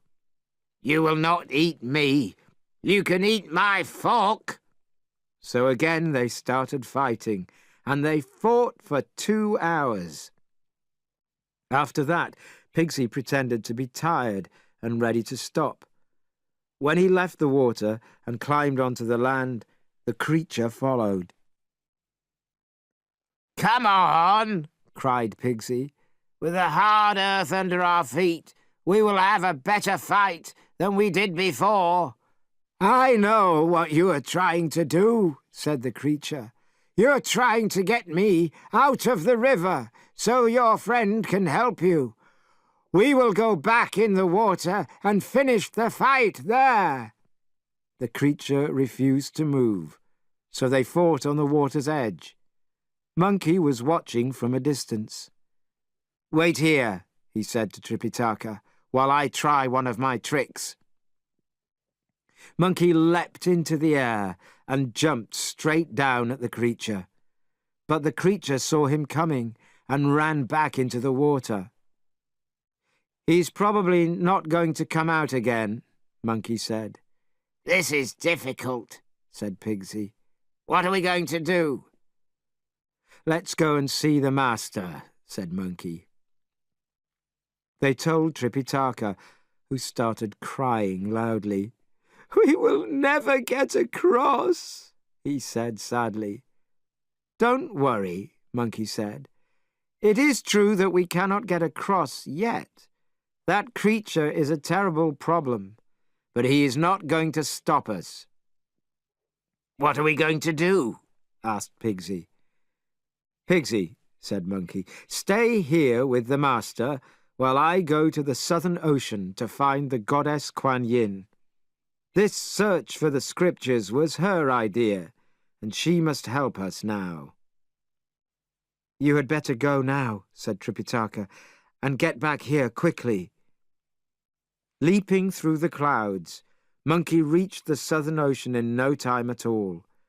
He found the goddess with the Dragon King's daughter. "Why are you not looking after your master?" she asked at once. "When we came to the River of Sands," said Monkey, "we found a creature that we cannot destroy. He is a very good fighter. My friend Pigsy tried hard to beat him, but he was not successful. This is why I have come to you." "Monkey, do you ever listen? It is the same story again and again. Why did you not say that you are with the priest of Tung?" "I suppose we were too busy trying to catch him," said Monkey. I put him there. I intended him to help the master and his pilgrims, said Kuan Yin. You did not tell him that you were from China and looking for the scriptures, did you? That was your mistake. He is there to help you, you fool. He's sitting at the bottom of the river and he is not happy, said Monkey. How can I make him come out and help us? And how is Tripitaka going to get across the river?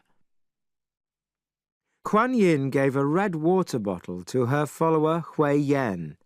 She told him, "Go with Monkey to the river and shout, 'Sandy!' The creature will come out at once. Take him to the master. Then put this red water bottle in the middle of the 9 heads that he wears around his neck. A ship will be sent from the gods. It will carry Tripitaka across the river of sands." Hui Yen went to the river and called, "Sandy! Sandy! Come out and meet the master and his pilgrims. They are looking for the scriptures, and they have been here for a long time." The creature came up at once. He bowed politely and asked, "Where are the pilgrims?" "They're sitting over there, on the eastern side," replied Hui Yen. "Well," said Sandy, looking at Pigsy, "that dirty creature never said a word about scriptures, and I fought with him for 2 whole days." Then, seeing Monkey, he cried, "Him too! I'm not going near them." "The first is Pigsy," said Hui Yen, "and the second is Monkey. They are both Tripitaka's followers, and both were made priests by Kuan Yin. You have nothing to fear. I myself will introduce you to the master." Sandy came out of the river, tidied himself, and went down on his knees in front of Tripitaka. He said, "I did not recognize you, master, so forgive me for being so impolite." "You rude creature," said Pigsy. "Why did you want to fight with us, instead of joining us from the beginning?" "Brother," laughed Monkey, "don't be angry with him, because it is all our fault. We never told him that we are going to get the scriptures." "Do you really want to be a priest in our religion?" asked Tripitaka. Sandy said that he did, so Monkey was asked to shave Sandy's head. Monkey took a knife, and soon Sandy had no hair left on his head. Sandy bowed many times in front of Tripitaka, but only once in front of Monkey and Pigsy. Tripitaka liked Sandy's new appearance, and he was very pleased with his new follower. "You'd better be quick and start your boat building," said Hui Yen. Taking the heads from his neck, Sandy laid them at the edge of the water in the shape of a magic square. He put Kuan Yin's water bottle in the middle. At once the heads and the bottle became a ship sent by the gods. Tripitaka came down to the water and walked onto the holy ship. Pigsy supported him on the left, Sandy on the right. Monkey behind him held on to the white horse, which followed as well as it could.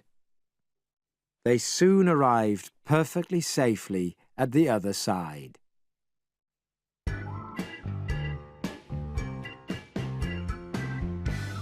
Chapter 4. A Dead King and a Competition. Then Manjusri said a spell. The magician returned to his tiger shape, and the god rode him away over the clouds. Tripitaka sat in the great hall of the wood temple, reciting the true scriptures. It was midnight, and he was tired. Soon he lay across his reading desk and slept. Although his eyes were closed, he seemed to know what was happening. He heard a voice outside the hall, whispering, "Master." Tripitaka lifted his head. In his dream, he saw a man who was wet from head to foot. When he looked more closely, he saw that the man was a king. The king told Tripitaka his story. 5 years ago, the rain stopped falling, the grass stopped growing, and all my people were dying of hunger. I prayed to the gods, but still the rivers were empty. But then a magician came, who could call the wind and the rain. I asked him to pray for rain, and he did. The rain came pouring down. For the next 2 years, I was very kind to this magician. Then in spring, when the two of us were walking by the great water hole in my palace, I suddenly saw a white light, and he pushed me into the hole. He covered the top of it, and then made a tree grow over it. Pity me. I have been dead for 3 years, and nobody knows. Tripitaka was white with fear, but at last he said, "Why did nobody look for you?" "Ah, with his great power, the magician transformed himself into a man who looked like me. Now he is the king of my people. But the night spirit blew me to you, and gave me hope with talk of a great monkey king who can kill demons with his cudgel." "But everybody in your country thinks that the magician is you. My follower would be attacked if he tried to help," said Tripitaka. "I have a son, the prince, who spends most of his time in the Palace of Golden Bells. He is not allowed to see his mother, the queen, because she might say something. He knows nothing about his true father, except that I had this piece of white jade." "But how can a poor priest like me get to the Palace of Golden Bells?" "Tomorrow my son will hunt with 3,000 followers, and when you give him the jade, he will know what to do. But now I must tell my queen everything in a dream." As he turned to go, the dead king hit his head on the floor, and Tripitaka woke up. "Followers!" he called. "Where are my followers?" "Now what?" said Pigsy. "I was happier with my old life, although the food was bad. Now I am woken up in the middle of the night to look after a priest." "I had a strange dream," said Tripitaka uncertainly. Monkey then came in and said, "Master, your dreams come from your waking thoughts, because you worry all the time. I think only of seeing Buddha in the west, and no dream comes near me." But Tripitaka made Monkey listen to the dead king's story. "Say no more," said Monkey. "This is work for me." "The king left this," said Tripitaka, remembering, and he gave Monkey the piece of jade. Dear Monkey, he pulled a hair from his tail, blew on it, and said a magic spell. When a beautiful small box appeared, he put the piece of jade in it. "In the early morning," he told Tripitaka, "read the scriptures in the great hall. I shall transform myself into a little priest, 5 centimeters high, and I shall jump into the box with the jade. When the prince opens the box, I shall jump out, show him the jade, and tell him the dream." Both the follower and his teacher were too excited to sleep that night. At last, the first light of morning came in the east. After giving whispered orders to Pigsy and Sandy to wait quietly for him, Monkey leapt into the air and flew. At once, his red eyes found a walled city to the west. The sadness of its people hung in clouds over the city. But as Monkey was watching this sad sight, the gates opened and the huntsman came out. It was clear from his fine clothes which huntsman was the prince. "Let me play a trick on him," said Monkey to himself. Dear monkey. Coming down from his cloud, he transformed himself into a small woodland animal and ran in front of the prince's horse. The prince chased it, and the huntsman followed the prince. Soon, Monkey had led all of them to the wood temple. "Of course I have known of this place," said the prince, "although I have never visited it. I will go in." As the prince and his followers went into the great hall, everybody welcomed him and bowed, except Tripitaka. The angry prince told his followers to take the priest and tie him up. But Monkey, now 5 centimeters high and in the box, told the gods to protect Tripitaka, so the huntsman could not touch him. "What magic are you using?" asked the prince. "To protect yourself?" "I have no magic," replied Tripitaka. "I am only a priest from China, on the way to India to fetch the scriptures.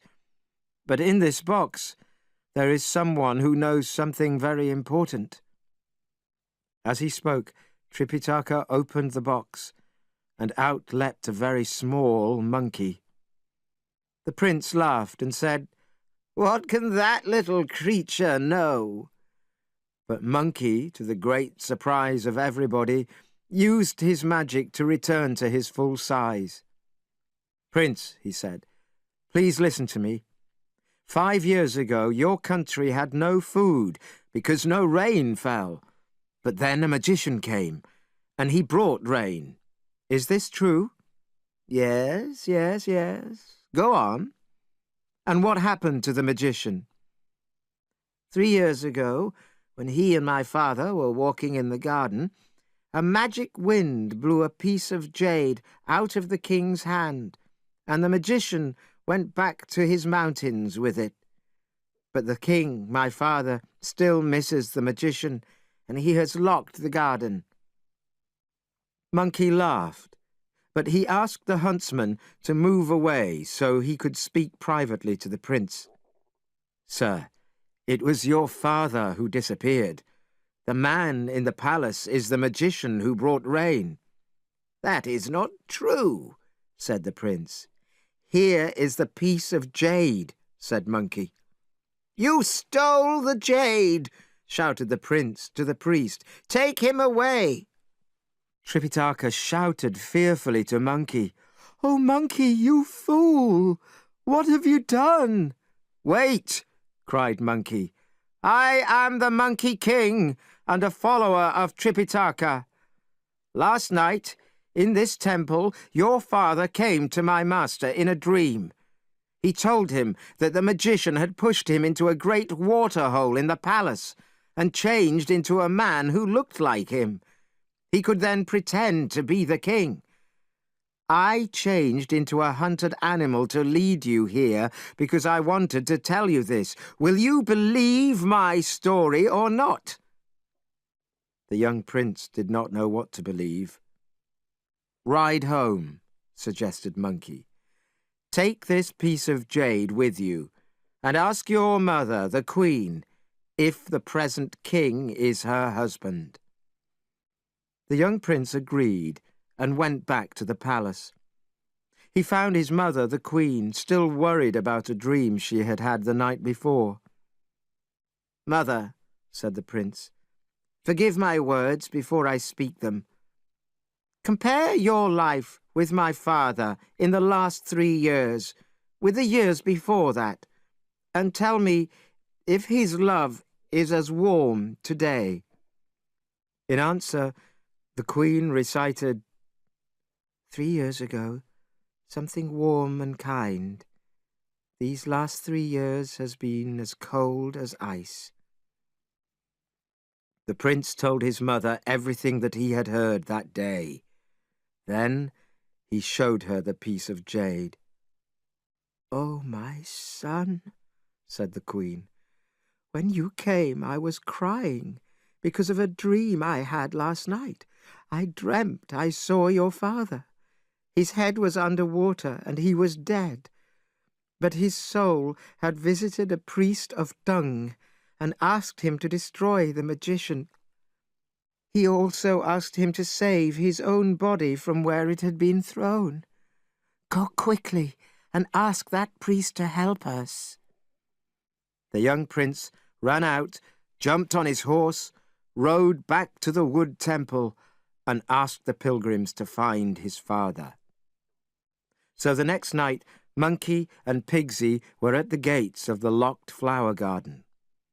But Monkey had told Pigsy that there was gold at the bottom of the waterhole. He said nothing about the dead king. Pigsy brought his fork down on the lock of the gates and broke it. Inside the garden, Monkey could not stop himself jumping and shouting happily. "Brother," said Pigsy, "you will ruin us, making all that noise." "Why are you trying to make me nervous?" said Monkey. They found the tree that the magician had planted on top of the hole. "Now, Pigsy, the gold is hidden under this tree," said Monkey. At once, the fool Pigsy hit the tree with his fork until it fell down. Then he used his nose to dig under it until, about a metre down, he found a big stone. "Brother," he cried, "this is luck. The gold will be under this." Pigsy used his nose again and lifted the big stone. Below it, something was shining. "That is the gold!" cried Pigsy. But looking closer, they saw it was the light of the stars and the moon in the water. Monkey made his cudgel grow until it was 10 meters long, and Pigsy climbed down it. When he was in the water, he began to swim. Monkey called down to him, "The gold is at the bottom." So Pigsy dived down, and opening his eyes again, saw a door with a sign on it that said, "The palace at the bottom of the waterhole." Pigsy went in, and a servant called out, "Great King, something awful has happened.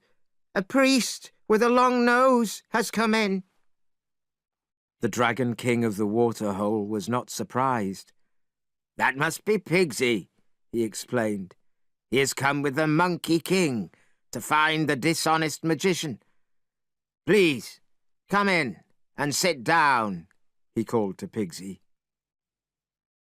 Pigsy, happy and wet, sat in the best seat and asked, "Where is the gold?" "I'm sorry," said the Dragon King, "but I live down here in this hole and never see the sky above. Where would I get gold from?" "Oh, please," said Pigsy. "I know it is here somewhere, so you had better bring it out." "I have one thing that is of value. You can look," said the Dragon King. He led Pigsy to the body of the dead king. Pigsy went back up to Monkey. Monkey told him that the body was better than gold, so Pigsy dived back down again and brought the body up. Monkey looked closely at the body, which had been dead for 3 years. He asked Pigsy, "After 3 years, how can it still look so fresh?" "The Dragon King used a magic stone to keep it like that," Pigsy answered. "That was a bit of luck," said Monkey, "but we must still get his enemy and make him pay for this terrible murder, and we will be thanked for our good work. Quickly, Pigsy, carry the king away." "Where to?" asked Pigsy. "To the temple," said Monkey, "to show him to Tripitaka." "What an idea," Pigsy complained to himself. "I was tricked into doing this job. I do not want to carry this dead body." "Hurry, Pigsy," said Monkey impatiently. "I am not going to carry it," said Pigsy. "If you do not want to be beaten, you will carry it away now," said Monkey. Pigsy feared the cudgel, so he lifted up the dead body and put it on his back. "This monkey," he said to himself, "has played a dirty trick on me, but he will be sorry. When we get back to the temple, I will tell Tripitaka that Monkey can bring the dead to life. Monkey will say that he cannot, and I will tell Tripitaka to recite the spell. Monkey's head will hurt, but I will not be happy until his brains shoot out of his head." They took the body back to the temple and showed it to Tripitaka. He told Monkey to bring it back to life. "Only Yama, King of Death, can do that," said Monkey. "Don't believe him," cried Pigsy. "Just tighten that cap on his head." Poor Monkey. He was soon holding his head in great pain as Tripitaka recited the spell. The cap became tighter and tighter. "But Master," said Monkey, "what will happen if I fail?" "If someone puts a good breath into him, he will be himself again, even after 3 years under water," said Tripitaka. Pigsy at once offered his breath, but Tripitaka knew that it was not pure. Pigsy had eaten the bodies of humans. So he asked for Monkey, whose food had been only apples and food from the forest. Monkey blew hard into the king's mouth, and his soul returned. Then they all went back to the city to find the magician who had taken the appearance of the king. When they were led to him, they refused to bow. "And who are you?" asked the false king, surprised. "My master," said Monkey, "is called Tripitaka, and he is like a younger brother to the Emperor of China. I am his main follower." Then he told the false king about Pigsy and Sandy, but he introduced the true king as a temple servant. The false king wanted to know more about this temple servant. He looked at the true king, who was afraid of him, but Monkey whispered, "It's all right. I will speak for you." Dear Monkey.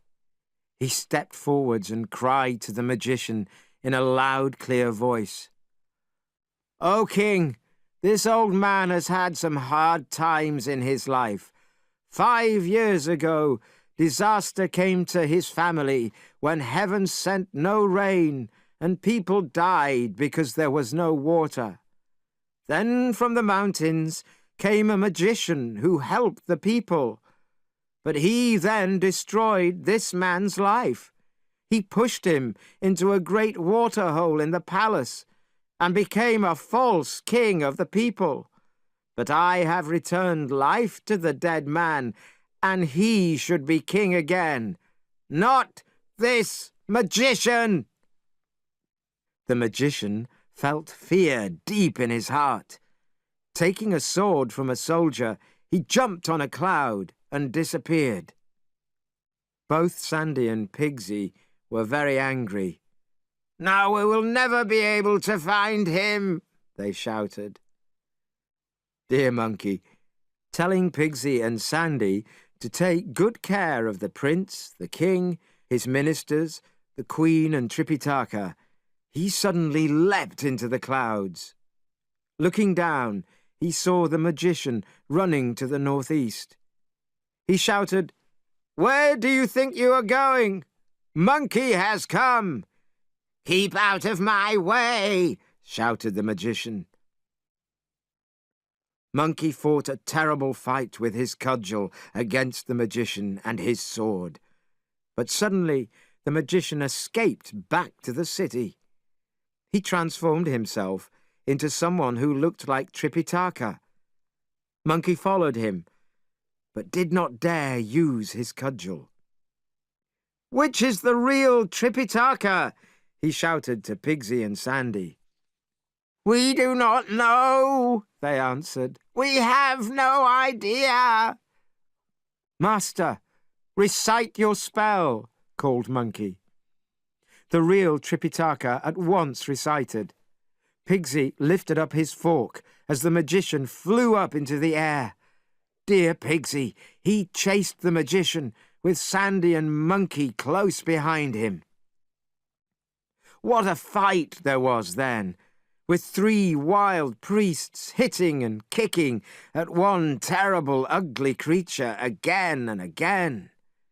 In the end, Monkey leapt above the creature, and he was going to cut him in half with his cudgel when a voice said, "Monkey, stop the fight." It was the god Manjusri. He had come down from heaven with a magic mirror which showed demons in their true form. "But I do not understand," said Monkey. "In this mirror, the magician is a tiger." "Yes," said Manjusri. "As a magician, he was acting under Buddha's orders." "What?" cried Monkey. "The magician is protected by Buddha. How can that be?" "Let me explain," said Manjusri. "In the beginning, the true king pleased Buddha so much that he sent me to fetch him to the western heaven. But I said something to the king that offended him. He told his soldiers to throw me into the river. Then Buddha sent this magician to throw the king into the waterhole for 3 years. But now, with your help, he has been forgiven." "Yes, but the people of the city?" asked Monkey. "Nothing has happened to them. During these 3 years, rain has fallen and there has been peace." "And the queen, who has slept with him as his wife?" "He has not been a husband to her," was the answer. "He is not a whole man." "Then take him away," said Monkey. "He can thank you for saving him." Manjusri said a spell. The magician returned to his tiger shape, and the god rode him away over the clouds. As the pilgrims travelled further on their journey to the west, they heard a noise that sounded like 1,000 voices. Dear Monkey, he leapt high into the clouds, looked down, and at a little distance he saw a hill outside a city. There a great crowd of Buddhist priests were carrying bricks and wood for building. They were hot and tired and crying out to the God of power to give them strength. "They're going to build a temple," thought Monkey. But suddenly the gates of the city opened, and 2 Taoist priests came out. Monkey saw at once that the Buddhists were afraid of them. He thought, "This must be the city I have heard about. The religion of Buddha has been destroyed here." Monkey transformed himself into a Taoist magician, walked towards the 2 young Taoist priests, and bowed low. "Can a poor Taoist find food in this city?" "Oh, yes," said the priests. "Even the king is pleased to give food to Taoists. 20 years ago, there was not enough food in this place, and it was saved by 3 Taoist immortals who came out of the sky. They can bring wind or rain or turn stones into gold." "Your king is lucky to have these immortals here. I would like to meet him." "That is no problem," said the priests. "But first, we must count those Buddhists and check that they are working well." "But they are priests like us. We should not make them work." "Well, when we had no food, the Buddhists prayed to Buddha with no success at all. We Taoists prayed to our gods, and we were successful. So they are not really priests. and we should really destroy their temples. But now they work for us as builders and cleaners."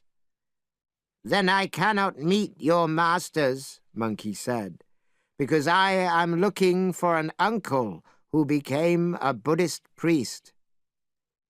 "That is no problem," they replied. "Take our list and check while we wait here. See if your uncle is among our priests."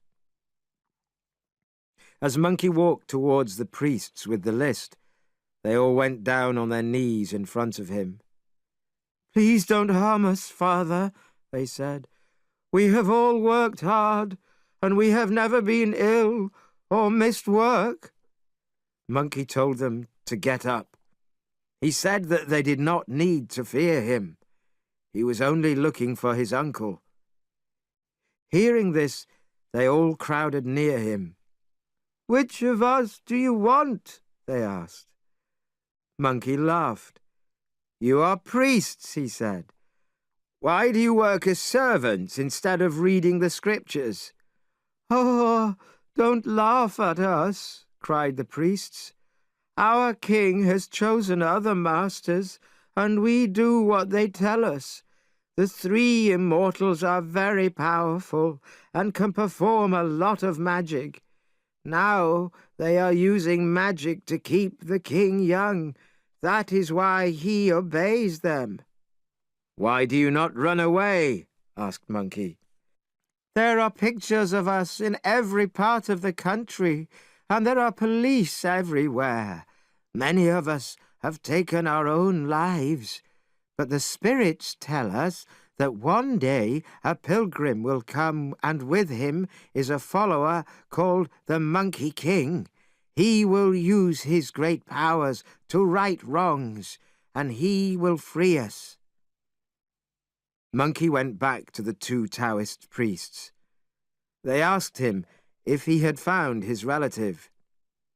"They are all relatives of mine," replied Monkey. 200 on my father's side and 300 on my mother's. I would like you to free them."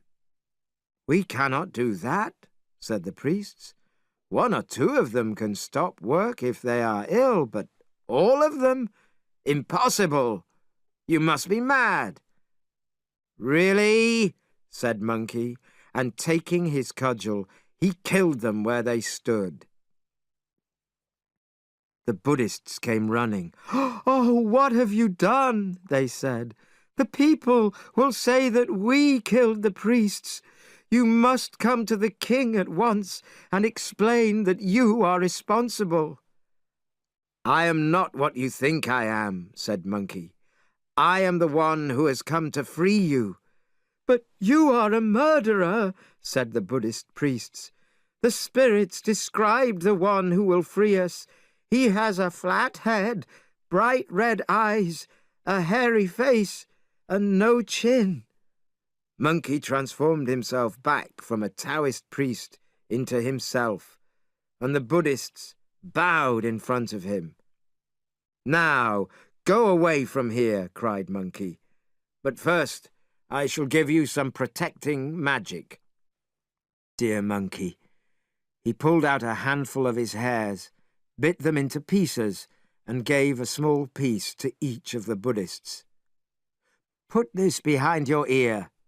If you are in any danger, press your ear and call out, 'Monkey King!' I will come at once to help you, even if I am thousands of kilometers away."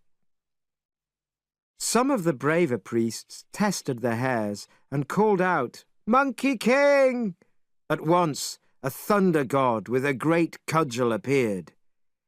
"If you say 'quiet,' he will disappear," Monkey told them. And at the word "quiet," he disappeared. "Don't go far from this place, and there will be news for you soon," Monkey called as the priests departed. He left to tell Tripitaka what had happened. As the pilgrims entered the city, some people were afraid of them. But an old Buddhist priest recognized Monkey and shouted, I have dreamt of you, Monkey King. Thanks to you, we are not ghosts. We are living men." That night, Monkey's head was so full of plans for the next day that he could not sleep.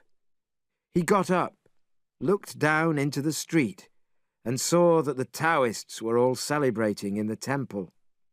They were led by the 3 immortals. At once, Monkey went to find Pigsy and Sandy. "Come and have some fun," he whispered in Sandy's ear. "Who wants fun in the middle of the night?" said Sandy sleepily. "The Taoist temple has plenty of food in it," said Monkey. "Bread, cake, fruit, sweets." Pigsy woke up at the sound of a list of food. "Brother, I am coming too," he cried. When they arrived at the temple, Pigsy could not wait. "They are all still praying," he complained. "I will soon stop that," said Monkey, and he blew hard. A great wind passed through the temple, blowing everything onto the ground and putting all the lights out. Frightened in the dark, all the Taoists ran away. The 3 pilgrims went inside, and the 3 of them finished all the food.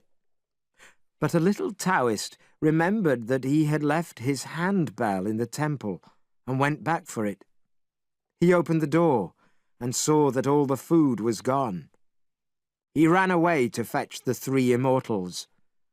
When they came, one of them thought that their gods had eaten the food. "Let's pray to them," the immortals said, "for long life for the king." Then Monkey jumped out and called to them. "How could you be such fools?" he said. "We are not gods. We are priests from China. We have eaten all your food, and your king will have to go somewhere else for a long life." The Taoist immortals attacked the pilgrims, but Monkey took Sandy in one hand and Pigsy in the other and leapt onto a cloud with them. In no time, they were back in their beds in the hotel where they were staying with Tripitaka. Next day, the king was very angry when he heard that 3 Buddhist pilgrims wanted to see him. But one of his ministers stepped forward. "The country of Tung is 50,000 kilometers away," he said. "If they really come from there, they must have magic powers. Let's hear them." So the king allowed the pilgrims to come in. But before they could speak, 3 important Taoists came in and made a report to the king. "Yesterday," they said, "these 3 killed 2 of our followers and helped 500 Buddhist priests to escape. That night, they went into our temple and ate all the food." The angry king ordered the immediate death of the 3 pilgrims. But before anyone could do anything about the order, some men arrived asking urgently for rain. The king thought about the pilgrims' magic powers. "There will be a rain-making competition between you and the immortals," he said to the pilgrims. "If you win, you will go free. If you lose, you will die." A tower was quickly built, and the king, the pilgrims, and the immortals went outside. "You must say what you are going to pray for," said Monkey to an immortal. "How else will we know if you are successful?" When the king heard Monkey's words, he said, "This little priest is a sensible monkey." "There is no need to tell you," said the immortal. "The king knows what I am going to do." "That is not what I mean. We must each have our program. If we do not, we will get confused." "Yes, fine. I shall cry out 4 times, said the immortal. "At the first cry, wind will come. At the second, clouds will appear in the sky. At the third, you will hear thunder. At the 4th, rain will fall. but I shall cry out once more, and the rain will stop." "Please begin," said Monkey. "This will be very entertaining for us." The tower was 10 meters high. On each side there were the 28 flags of the great house of the moon. There was a long table with burners on it, which gave a sweet-smelling smoke. There was a metal plate with the name of the thunder spirit written on it next to each burner. At the foot of the table there were 5 great bowls of clear water with flowers in them. Behind the tower were some Taoists writing down religious teachings. The immortal went to the tower and climbed to the top. With his sword in his hand, he recited spells, and a strong wind was heard and felt in the air above. "That is bad," whispered Pigsy. "He is winning." "Quiet, brother," whispered Monkey, "and leave it to me." Dear Monkey, he leapt into the air and cried, "Who is in charge of the wind?" At once the old woman of the wind appeared. "I am protecting Tripitaka on his way to India," said Monkey. "We are having a rain-making competition with the immortals here. Why are you helping them instead of us?" "Stop that wind!" cried Monkey. And immediately the wind stopped. The immortal now hit the tower hard, and the sky filled with clouds. "Who is in charge of the clouds?" cried Monkey, and the cloud boy appeared in front of him. "Stop the clouds!" he commanded, and again the sky became clear. The immortal loosened his hair, and then knocked again on the tower. The thunder god and the mother of lightning appeared in the sky, but they bowed towards Monkey. "The Jade Emperor in heaven," they said, "ordered us to make a storm." "You are allowed to do that," said Monkey, "but not yet." As there was no thunder and no lightning, the immortal was confused as well as angry. "Listen well," said Monkey up in the sky. "Here are my orders. When I point my cudgel upwards once, you will give me wind. Twice, and you will give me clouds. 3 times, thunder and lightning. And 4 times, rain. And when I point it a 5th time, you will stop the storm." The immortal sadly left the tower and went to speak to the king. "I have been watching," said the king. "You have not produced either wind or rain. What is wrong?" "The rain dragons are not at home today," said the immortal. "Don't believe him," cried Monkey. "They are all at home. That immortal has no real power over them. We, the followers of Buddha, will soon put them to work. You will see." "Go to the tower," said the king to Monkey. "I will wait here and see if there is any rain." "I need your help too," said Monkey to Tripitaka. "Go quietly to the tower and start reciting your scriptures." "My dear friend," said Tripitaka, "I do not know anything about making rain." "Don't let him pull you into this," whispered Pigsy to Tripitaka. "He will blame you if no rain comes." "It is true that you do not know how to make rain," said Monkey to Tripitaka. "But you know how to recite the scriptures. If you do that, I will do the rest." Tripitaka went up the tower, sat down, and began silently reciting. Then Monkey took his cudgel from behind his ear and made it bigger until it was nearly 1 meter long. He pointed it towards the sky. The old woman of the wind brought out her bag, and when she opened it, a great wind rushed out of it. It blew through the city, lifting stones and rocks high into the air. Monkey pointed again, and a black cloud covered the sky, so the people of the city could not even see their palace. He pointed again, and loud thunder shook the earth. When he pointed a fourth time, rain fell down until it seemed that the yellow river had fallen out of the sky. In seconds, the whole city was under water. The people of the city were filled with terror, and they all began saying their prayers. The rain fell from early morning until midday. "Enough!" cried the king. "Stop the rain, or nothing will grow this year."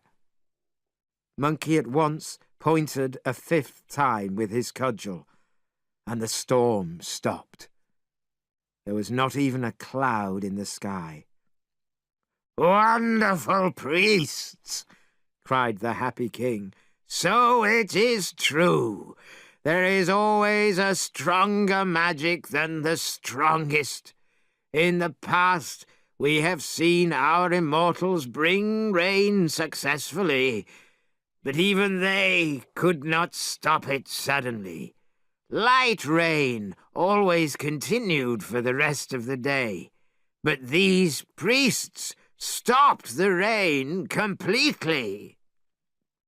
The immortal began making excuses. "You said that the rain dragons were not at home," the king said, "and that made it impossible to get rain. But look, the Buddhists, in their quiet way, made the rain fall. They were successful, not you."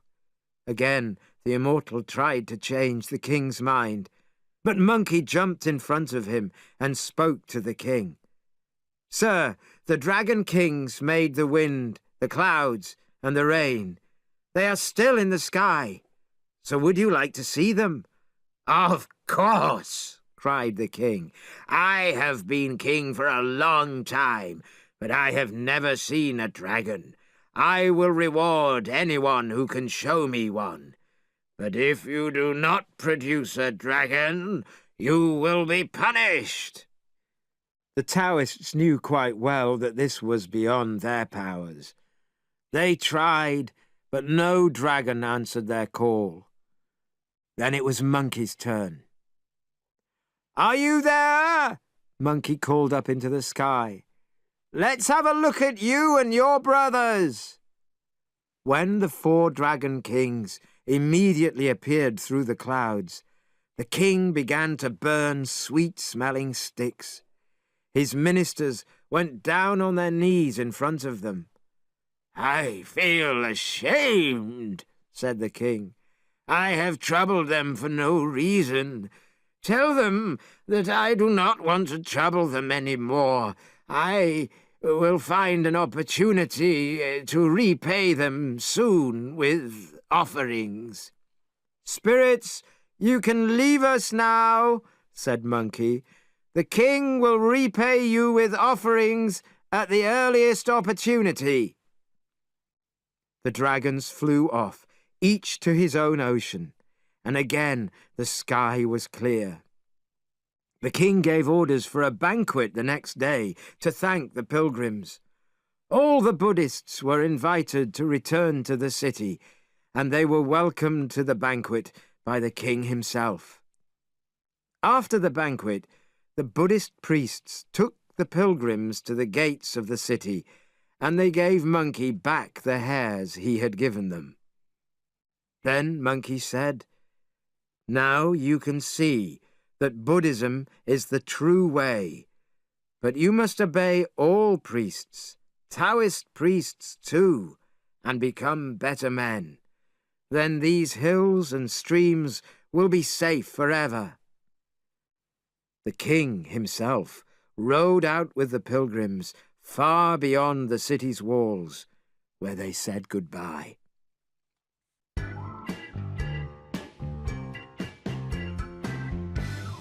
Chapter 5. The River to Heaven. "What has happened to Tripitaka?" shouted Monkey from the air. "There is no Tripitaka now," Pigsy shouted back. They travelled without stopping for many days. Then Tripitaka stopped his horse and said to Monkey, "Follower, when and where are we going to rest?" "Comfort," answered Monkey, "is for ordinary people, so pilgrims cannot expect it. By day or by night, in wet or dry weather, if there is a road to travel, we must continue." Soon Sandy shouted, "There is a great river in front of us!" "Wait here," cried Monkey, leaping high into the air. Soon he was back. "I cannot see land on the other side," he said, "but I thought I saw a fisherman. He was standing at the water's edge. I will ask him about the river." But it was not a fisherman that Monkey had seen. It was a sign that said, "The river that leads to heaven. Few people have reached the other side." When Tripitaka read this, he cried quietly. "I knew so little of the difficulties in our way on the road to India," he said. "Listen," said Pigsy. "That music means there are priests praying somewhere near here. They will tell us how we can get across the river." Following the sound, they soon saw a village of several hundred houses. One of them had a flag at its gate and lights outside. "I shall go in first," said Tripitaka, "because you three look a little strange, and I do not want people to be frightened." An old man came to the door, and when he saw Tripitaka, he said, "You have come a little late. The banquet is almost finished, and there is not much to eat." "I did not come for the banquet," answered Tripitaka. "I have come from China, and I would like a bed for the night, if that is possible." "China is a very long way away," said the old man, whose name was Chen. "How do I know that your words are true?" "My 3 followers have helped me on the journey. They have made it possible for me to travel so far." "Well, they had better come in with you." The 3 pilgrims came rushing in out of the dark, leading the white horse carrying the luggage, and shouting. The old man fell on the floor, crying, "Demons! Help! Demons!" "Not demons," said Tripitaka, "but my followers. I know they are ugly, but they are very good at fighting tigers, dragons, and other creatures." A group of praying priests jumped up and ran away in fear. The pilgrims laughed so loudly at this that the priests ran even faster. "You fools!" cried Tripitaka to his followers. "I have tried so hard to teach you to behave correctly. Learn this. It is admirable to be good without being taught. It is normal to be good after being taught. Only a fool is taught, and then is still bad. Do you not understand that I will have to take the blame for this?" The 3 stood silently, so the old man believed that they really were followers of Tripitaka. He sat Tripitaka in the best place at the table, and food was brought for them all.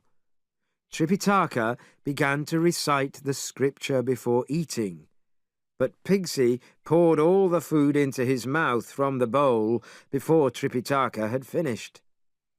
As Pigsy was calling, more food, to the servants, the old man spoke to Tripitaka. "Did you read the sign by the river? You were quite near the temple of the great king of magic," he said. "He is the god who sends us rain. He makes things grow." But as he spoke, he began to cry loudly. "Why are you crying when you speak of the god?" asked Monkey. Oh, that God is an angry God, and every year he takes the life of a boy and a girl, so we have few children here. I have one child, a son called War Boy, and my brother has one girl called Much Gold. This year our family must give the children to the god, and both of them must die." "Let me see the boy," said Monkey.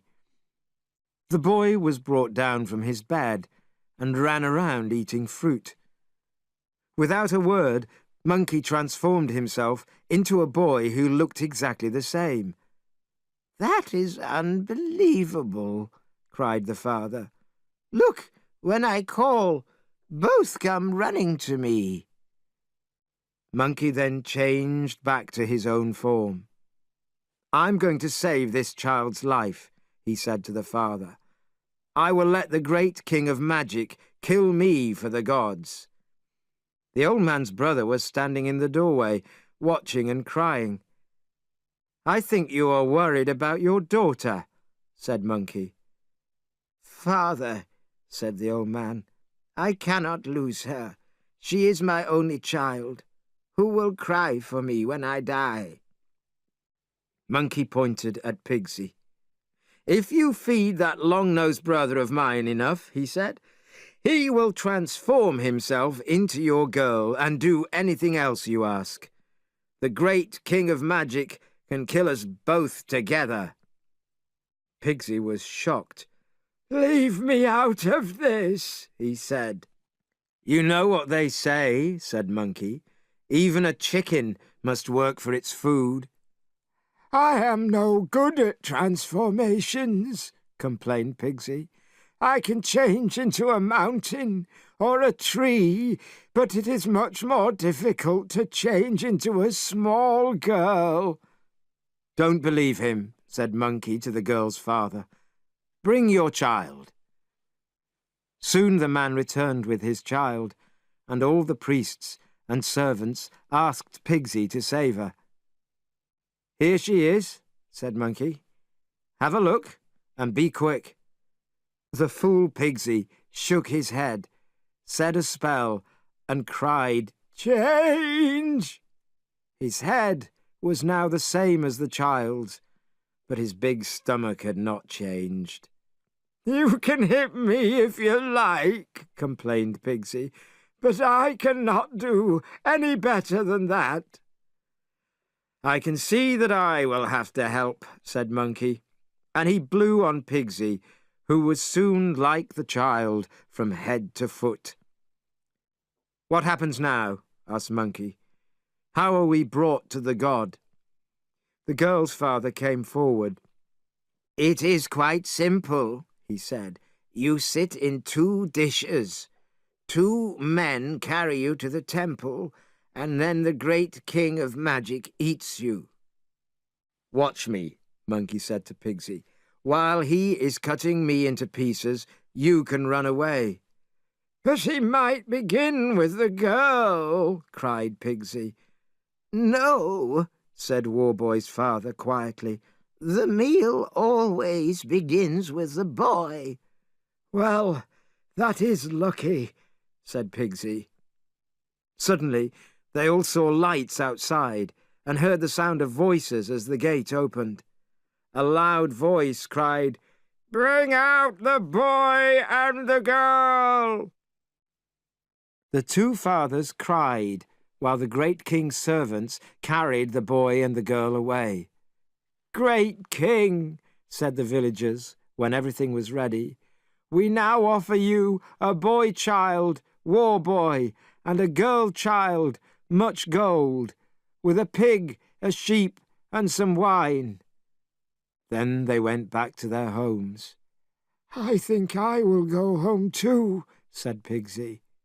"You have no home," said Monkey. "What rubbish you talk! We have started this job, and now we have to finish it." Just then, a strong wind blew through the door, and as it opened, the great king appeared. He was a horrible creature, with eyes like fire and teeth like a pig. "Which family do you come from?" asked the great king. "The family of Chen," answered Monkey. The king did not understand why the boy was so brave. Usually the children were too frightened to talk before they were killed. "You understand that I am now going to eat you?" "Do it," said Monkey. "You are too brave," said the great king. "This time I shall begin with the girl." "No, no," said Pigsy. "It is never a good idea to change an old custom. Do what you usually do. That is always best." The fool leapt off his dish, changed back into Pigsy, took his fork, and hit the great king. Then he and Monkey leapt into the air, just as the great king changed into a wind and disappeared into the river. "Oh, let him go now," said Monkey. "We will finish him tomorrow and get our master across the river." So they returned to Chen's farm, where they were soon asleep in the best room in the house. But under the river, the great king was unhappy. He told his fish servants what had happened. He told them about Tripitaka, who was like a god. If somebody ate him, they would never die. The great king's fish sister made a suggestion. "Start a cold wind and a great fall of snow, so the river freezes. Then some of us will change into human form and walk across it, carrying luggage. Tripitaka is in such a hurry to get to India that he will walk across it too. When you hear him above you, heat the ice. The pilgrims will fall through it, and you will have them all." Just before the sun came up, Tripitaka and his followers began to feel cold. "Pilgrims," said Monkey, "should not feel either heat or cold." But they could not sleep, and when they looked out of the window, everything was white. The snow was so lovely that they sat and watched it fall. It was like small pieces of white jade. Soon servants brought them hot water to wash in, hot tea to drink, and hot food to eat. They even brought heaters for the rooms, but when the meal was finished, the pilgrims were colder than ever.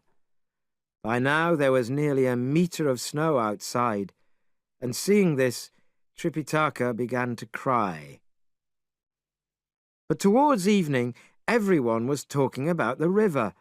It had frozen, and people were walking on the ice. The next morning the ice was even thicker, and Tripitaka gave thanks to the gods for this chance to walk across the river.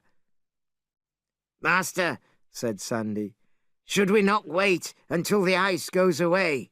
Then we can go across the river in Mr. Chen's boat." "But if we wait until the spring," said Tripitaka, "we will lose half a year's travelling. I promised the goddess Kuan Yin that the journey would take 3 years. Already 7 have passed." He ordered Pigsy to put the luggage on the horse, and they left. When they had gone 15 or 20 kilometres across the ice, Pigsy showed Tripitaka how to carry his stick across his body. "Ice often has holes in it," he explained. "If you put your foot in a hole, you will go down into the water. It will close above you, and you will never get out again. Carry your stick across your body, and you will feel safer." Monkey looked disbelieving, but they all did as Pigsy had said. They rode all night until the sun began to come up. Then they stopped to eat some food from their luggage, and then continued towards the west. But after some time, the ice began to break, and the white horse almost fell. They continued walking, not knowing that the great king and his fish followers were waiting below. Suddenly, a great hole opened in the ice. Monkey at once leapt high into the air, but the white horse and all the others fell through it. The great king took Tripitaka and carried him down to the great palace under the water. "Where is my fish sister?" said the great king. "Come, fetch the sharp knives. Let's eat Tripitaka and live forever." "Great king," answered the fish sister, "let's wait for a couple of days until we can be sure that his followers cannot spoil our fun." The king agreed, and Tripitaka was put in a great stone box at the back of the palace. At the same time, Pigsy and Sandy had managed to get the luggage out of the water and put it onto the horse's back. They started swimming back the way they had come. "What has happened to Tripitaka?" shouted Monkey from the air. "There is no Tripitaka now," Pigsy shouted back. "We are going back to Chen's farm." CD 4. Mr. Chen cried uncontrollably when he heard what had happened to Tripitaka. "Don't worry," said Monkey. "I think the master will live for a long time. Let's dry our clothes, and then we will go back and finish that creature." Back at the river, Monkey asked Pigsy to carry him down, while Sandy swam behind them. And at the bottom of the river they found a gate with the sign Turtle House written on it.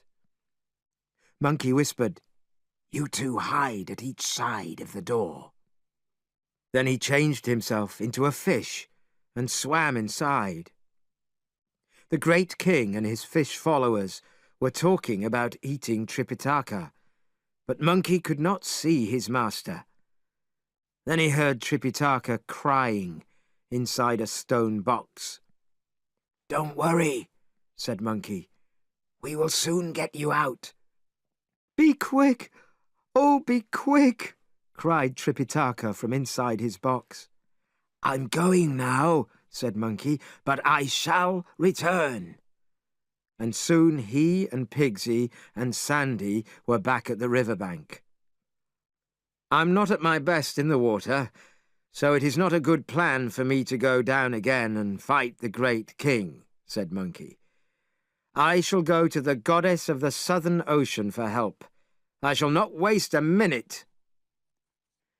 Dear Monkey, he shot up in the air on a magic light, leapt on a cloud and found Kuan Yin.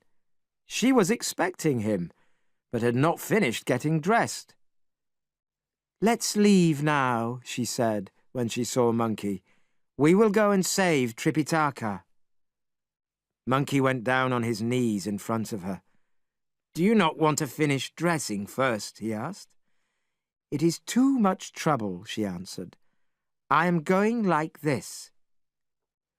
She left on her cloud, followed by Monkey. "Well, that was quick," said Pigsy as they appeared. "You did well to get a goddess to come immediately before she had even finished combing her hair."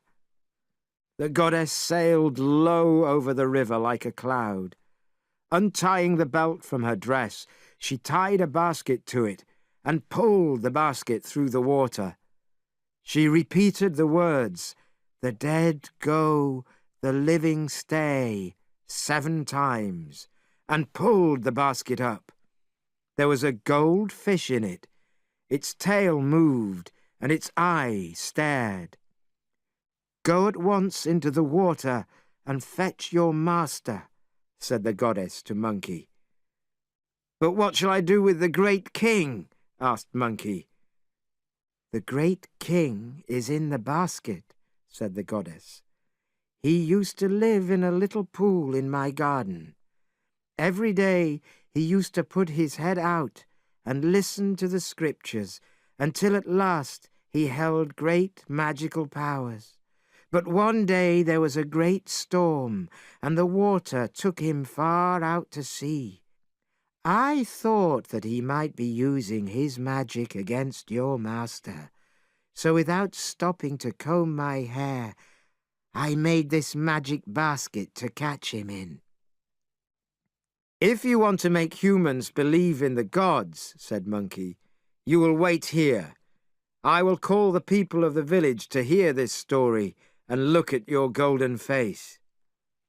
So men and women, young and old, were soon hurrying to the river to go down on their knees in front of the goddess.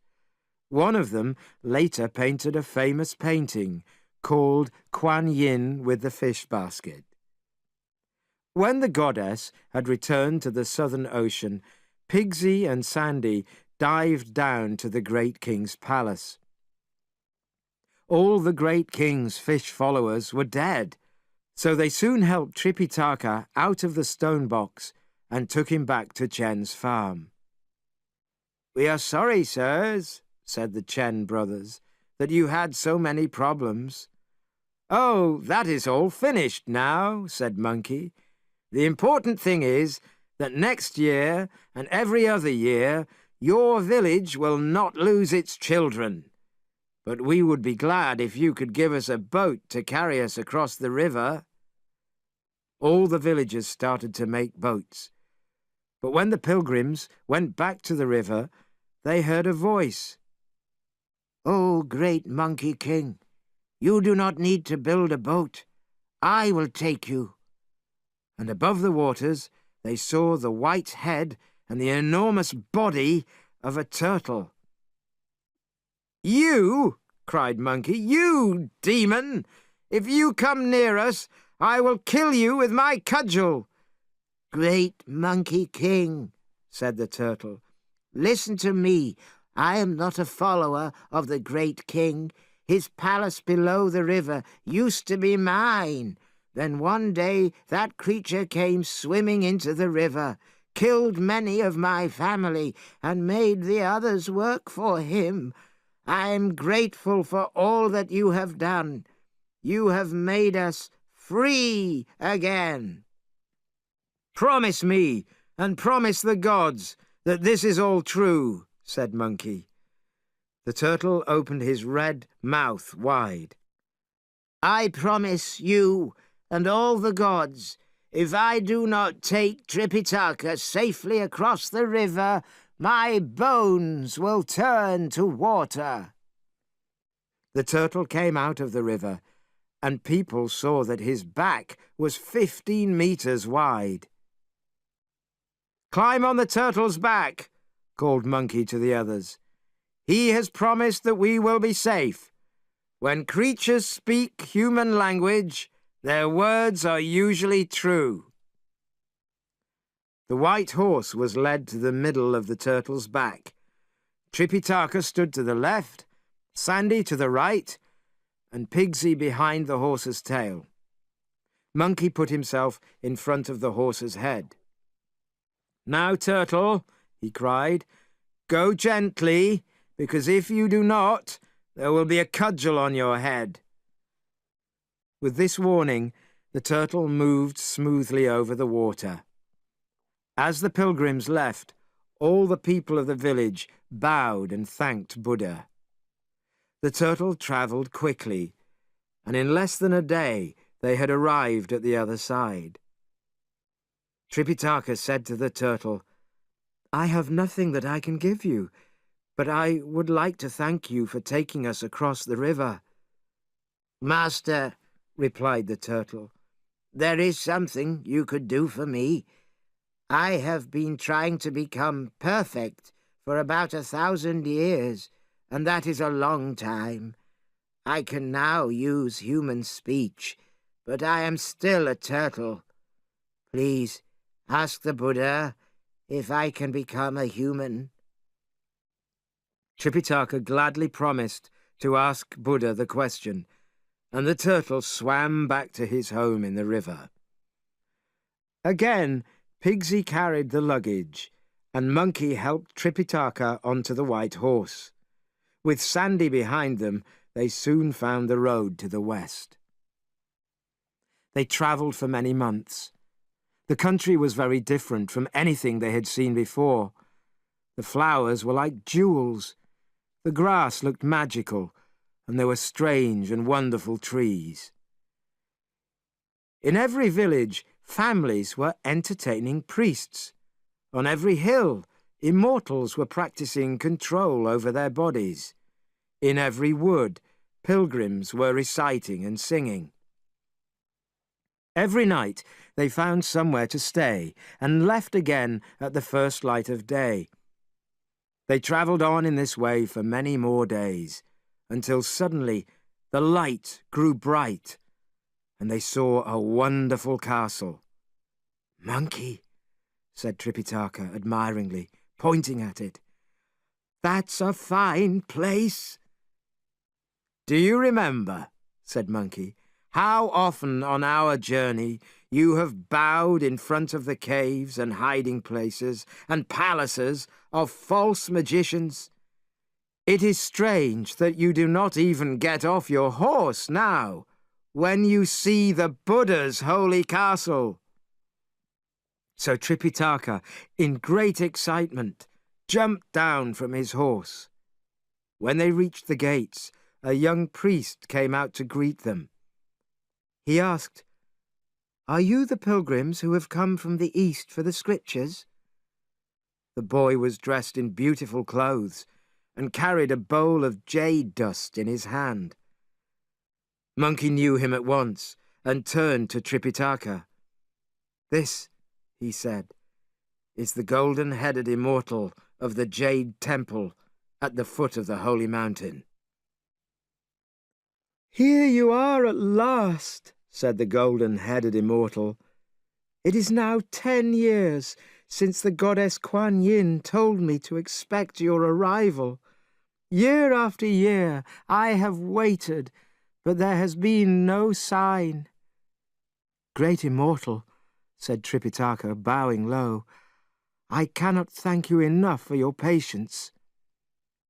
Inside the temple, sweet-smelling hot water was brought to wash in, and after supper the pilgrims were shown to their beds. Early the next day, Tripitaka put on his finest clothes and jewellery and greeted the young immortal. "That is better," said the young immortal. "Yesterday you looked rather untidy, but today you look like a true child of Buddha.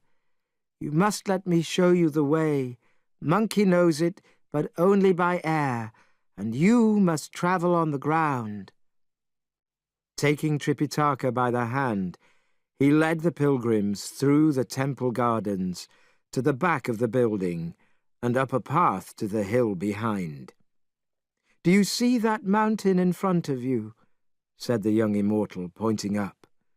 "That is where Buddha has his home. I shall now turn back." Tripitaka at once began bowing low, hitting his head on the holy ground. "If you are going to do that all the way up," said Monkey, "there will not be much of your head left by the time we get there." So Tripitaka stopped bowing, and they climbed some way, walking easily. Then they came to a fast-moving river with rough water. Tripitaka said, "This cannot be the way." But then he saw a bridge and a sign which said, "Cloud Reach Bridge." When they came to the bridge, they saw that it was just some trees laid end to end. It was only a little wider than a man's hand. "Monkey!" cried Tripitaka, afraid. "I cannot walk across that." "Yes, yes, people walk across it to get to the Buddha. Wait while I show you how." Dear Monkey! He walked confidently up to the bridge, leapt lightly onto it, and was soon waving from the other side. "Follow me!" he shouted back. But Pigsy and Sandy repeated to themselves, "It cannot be done." Tripitaka did not move at all. Monkey leapt back again and started pulling at Pigsy. "Fool, follow me across!" But Pigsy lay flat on the ground and refused to move. "If you do not come, how will you ever become a Buddha?" said Monkey. "Buddha or no Buddha," answered Pigsy, "I will not go on that bridge." As they all started arguing, a boatman appeared with a boat. He was shouting, "Who wants to cross the river?" But when the boat came nearer, they saw that it had no bottom. Monkey, with his sharp eyesight, had recognized the boatman as the bringer of souls, but he did not tell the others. "How can you take people across a river in a bottomless boat?" asked Tripitaka. "Many pilgrims ask me that," he answered, "but since the beginning of time I have carried too many souls to count." "Get in the boat, master," said Monkey. "You'll find that it will carry you quite easily and pleasantly." But Tripitaka still did not get in, so Monkey pushed him into the boat, and Tripitaka immediately fell out into the water. The boatman caught him and pulled him in again. He sat there, unhappily squeezing the water out of his clothes and complaining to Monkey, who had more important things to think about. Monkey put Pigsy, Sandy, and the white horse on the side of the boat with Tripitaka. The boat left, and the boatman had taken them some way down the river when they saw a body in the water. Tripitaka looked very frightened. Monkey laughed. "Don't be frightened, master," he said. "That is you." And Pigsy cried, "It is you! It is you!" The boatman said the same words to Tripitaka, adding, "There you go! Congratulations!" Safe on the other side of the river, Tripitaka stepped out of the boat. His earthly body was gone now, gone into the river, and all the foolishness of his early years was washed away. He now had the highest wisdom, the wisdom of the far side of the river, and there is no end to that wisdom. Before they could thank him, the boatman and his boat had disappeared, and now Monkey explained who the boatman was. Tripitaka began thanking his followers for all they had done for him, but Monkey interrupted. "We should all give thanks to each other," he said. "This journey was too difficult for one man alone, and without all of us, the master could not lose his human body." With a strange feeling of lightness and great happiness, they went up the holy mountain. Near the top, immortals greeted the pilgrims, and then they were met by the keeper of metal, wood, water, fire, and earth. "So you are here at last, great priest," he smiled. "Your follower, Swansung, the priest Tripitaka, has finally arrived," said Tripitaka, bowing. The great Buddha was very pleased at the news, and ordered all the gods to come to him. Then his command was shouted for everyone to hear. "The priest of tongue must be brought in." Tripitaka, Monkey, Pigsy, and Sandy all went in, followed by the white horse and the luggage. In the great hall, they first lay flat in front of Buddha, then bowed to the right and to the left. Then Tripitaka said, "The follower of Buddha, Swansung, has come by order of the emperor of the great land of Tung to fetch the true scriptures. They will save all the people of the world. I ask the great Buddha for these scriptures, and also to allow me a quick return to my own country." Then the great Buddha said these words, "In all your great eastern land there is killing and lying. There are bad thoughts and bad actions, but I have 3 baskets of scriptures that can save the people. One contains the law, which tells of heaven. One contains the lessons, which tell of earth. One contains the scriptures, which save the dead. They are written in 15,144 books. They are the path to perfection, the gate that leads to true good. In them you can learn everything about men, birds, animals, flowers, trees, stars, and earth. I would like to give them all to you, but the people of China are too foolish to understand them. So, a few books from each basket will be given to these priests to take back to the east. The pilgrims were taken to a lower room and shown the books from each basket. Then they were given food of a beauty and taste that was unknown on earth. When they had finished eating, 2 followers of Buddha took them to a special room down some stairs. The door was opened, and a magic light filled the room. On the many beautiful jeweled boxes were written the names of the holy books. The 2 followers of Buddha led Tripitaka to the place where the scriptures lay. After inviting him to study the titles, they asked Tripitaka to show them the gifts he had brought for them.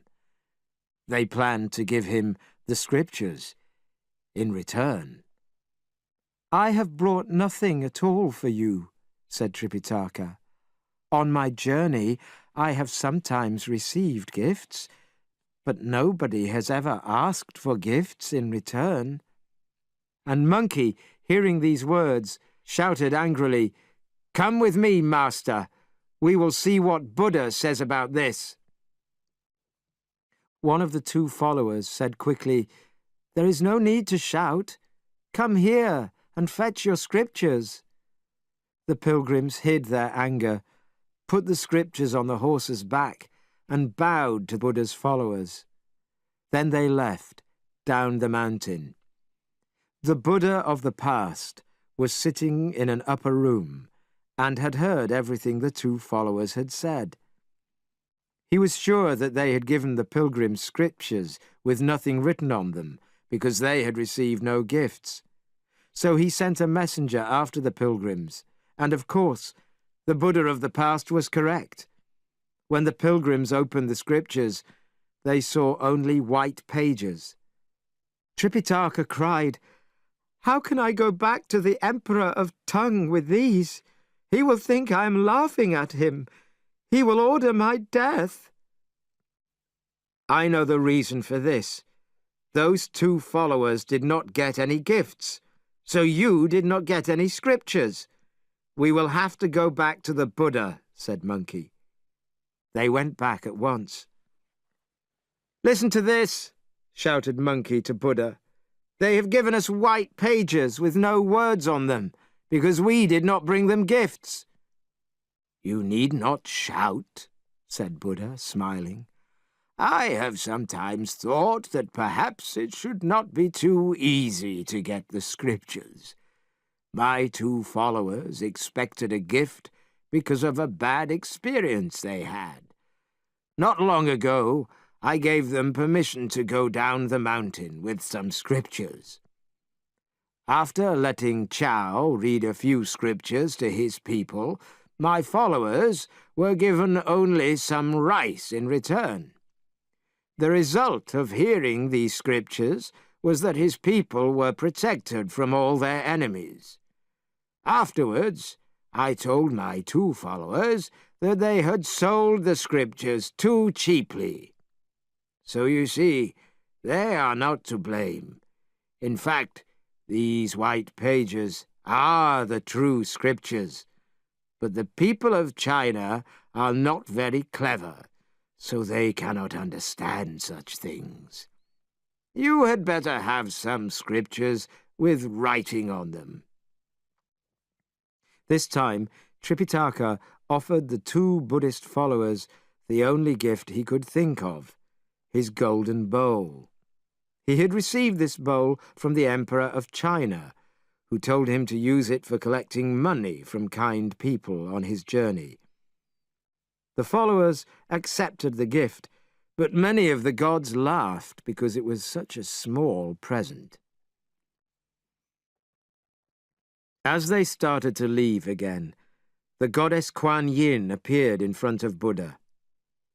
"I found this man for you, and he has now fetched the scriptures.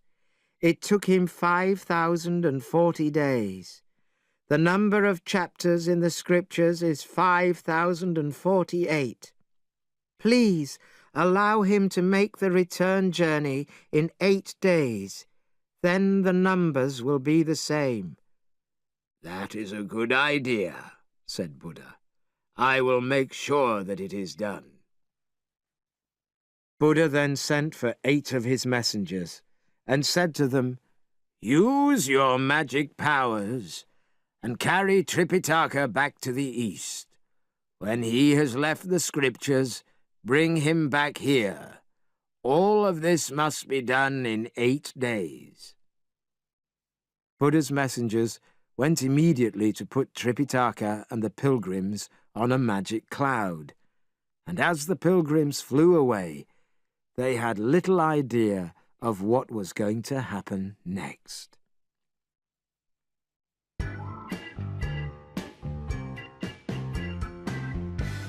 Chapter 6. The End of the Journey. "Hey," said Pigsy, "you have just made the others Buddhas. Why am I not a Buddha too?" Many protectors had watched over Tripitaka and his followers on their frightening but wonderful journey to the west. Now the protectors appeared to Kuan Yin. "We wish to report that we have followed your holy orders, and without his knowledge we have protected the young priest of Tung on his journey to the west." "I would like to know," said the goddess, "how the pilgrims behaved on their journey." "They were brave, they never gave up, and they never forgot the importance of their work. They had many problems along the way, too many to tell, but we have a record of the most difficult fights." The protectors then read to the goddess Kuan Yin a list of all the fights that the pilgrims had fought. They had fought on their journey against animals, humans, and spirits. Kuan Yin read the list slowly and carefully. "Tripitaka falls into a hole and is attacked by a tiger, but is saved by his follower Monkey." She finished with Tripitaka losing his human body when he stepped into the bottomless boat. "In our religion, 9 times 9 is a very important number. You have listed 80 fights," said the goddess. "That is 1 short of the holy number of 81. There has to be 1 more fight, so please arrange it." When the goddess had spoken, the protectors immediately stopped the magic wind that was carrying the pilgrims through space. Suddenly, and without any warning, the horse, the scriptures, the master, Monkey, Sandy, and Pigsy all fell down to earth. Tripitaka looked very surprised to find himself standing on the ground instead of flying through the air. Pigsy laughed and laughed. "Well, you never know what is going to happen next, do you?" he said. "One minute we are rushing at great speed. The next minute we have both feet on the ground." Sandy said, "I think that it was very thoughtful of them. They probably thought we would like a rest." "Well," said Monkey, "if you sit without moving for 10 days, then surely you will speed down 9 waterfalls in 1 day." "That is enough rubbish," said Tripitaka. "Will you please try to find out where we are?"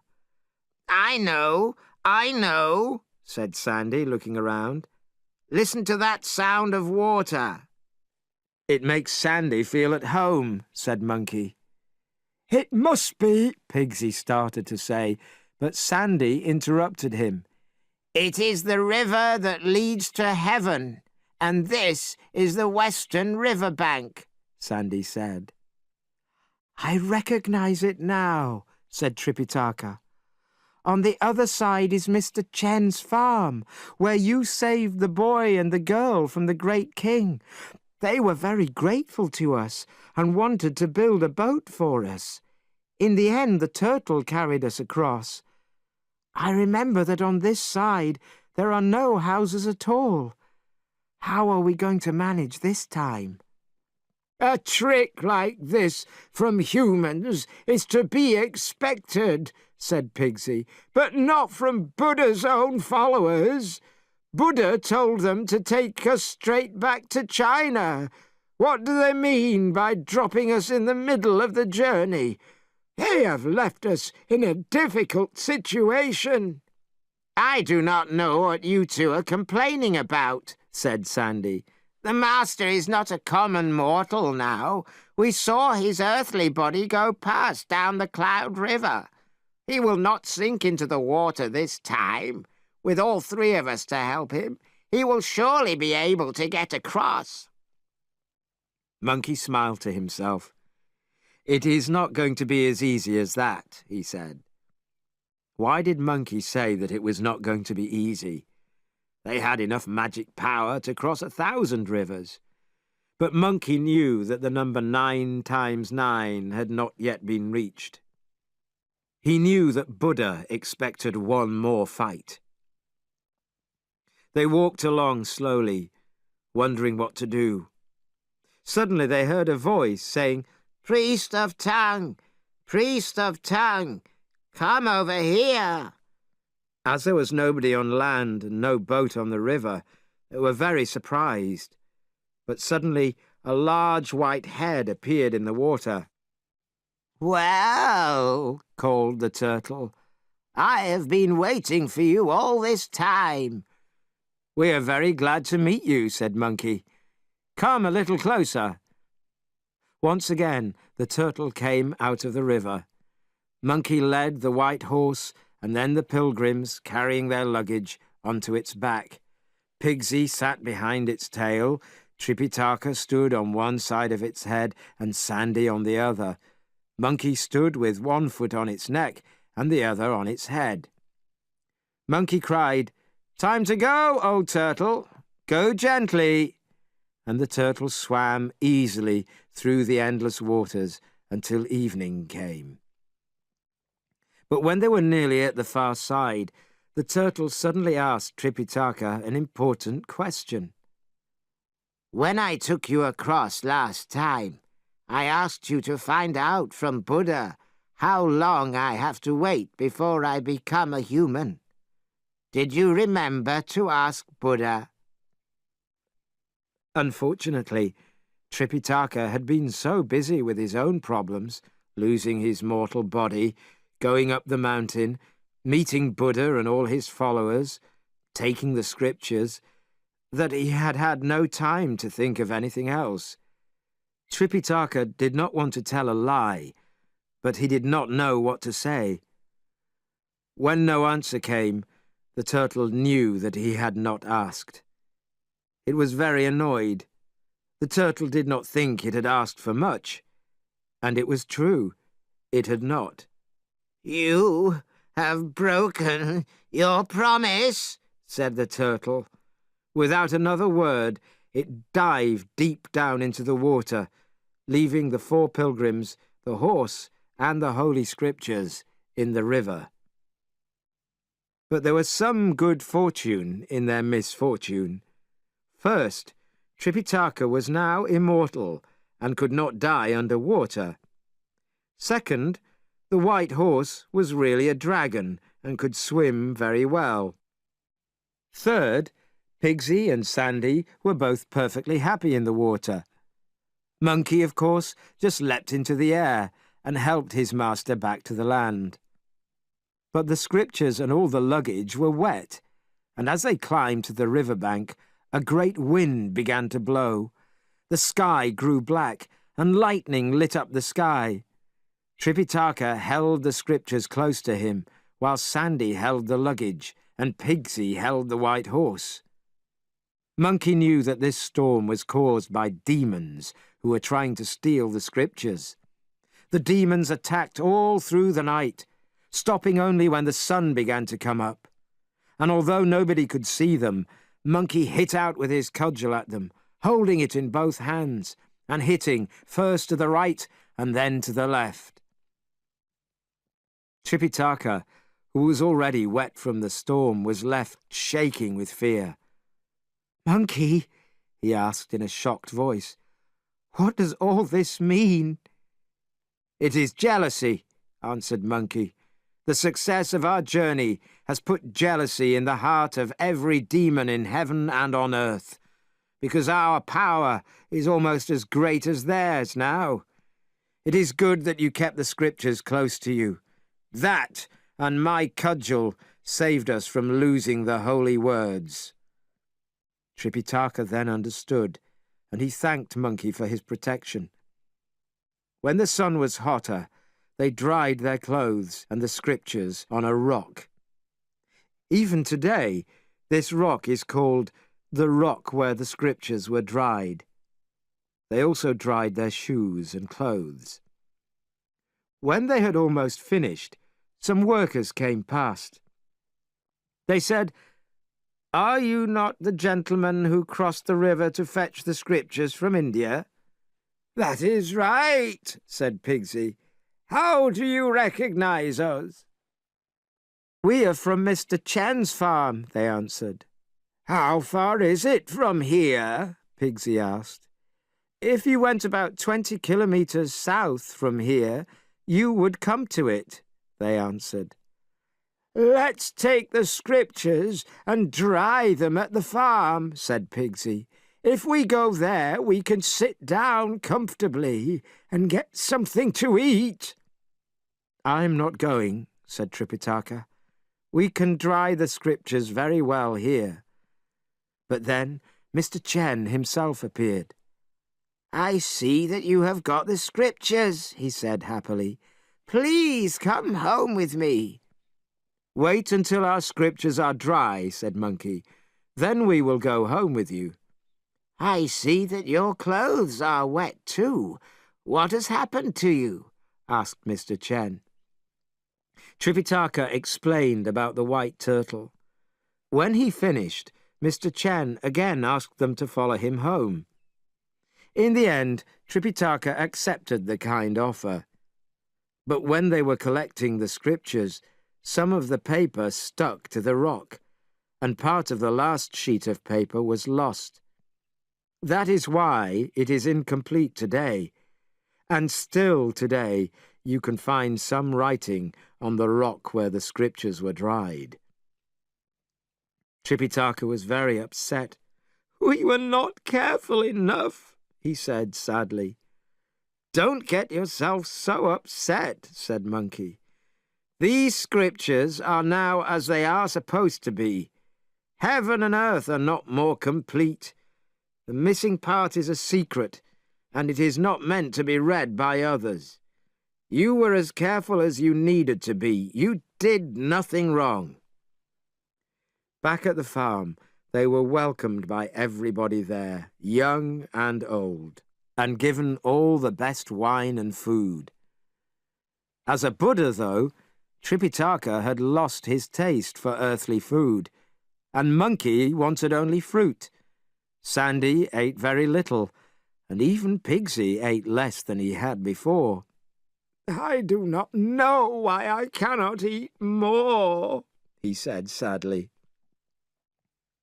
After they had eaten, Mr. Chen said, "We have had some pictures painted of you. We wanted to thank you for saving Warboy and Much Gold." Then Warboy and Much Gold came into the room and bowed. The pilgrims were invited to look at the pictures of themselves in the upstairs room of the farm. "Yours is very like you," said Pigsy, pushing his elbow gently into Monkey's side. "I think yours is wonderfully like you, too," said Sandy to Pigsy. "but the master's painting is a little too handsome, really." "I think it is very good," said Tripitaka. The brothers Chen and all their workers prayed to these pictures every day. Since their prayers had started, there had been no more damage from rain, and everybody had had plenty to eat. "That is a gift from heaven, not from us," said Monkey. "But we will certainly try to protect you. You will have many children, and those children will have many children. Your animals will grow fat, and the wind and the rain will come at the right time of year." The people thanked him again, and again they offered more fruit and cake. "It is my bad luck," said Pigsy.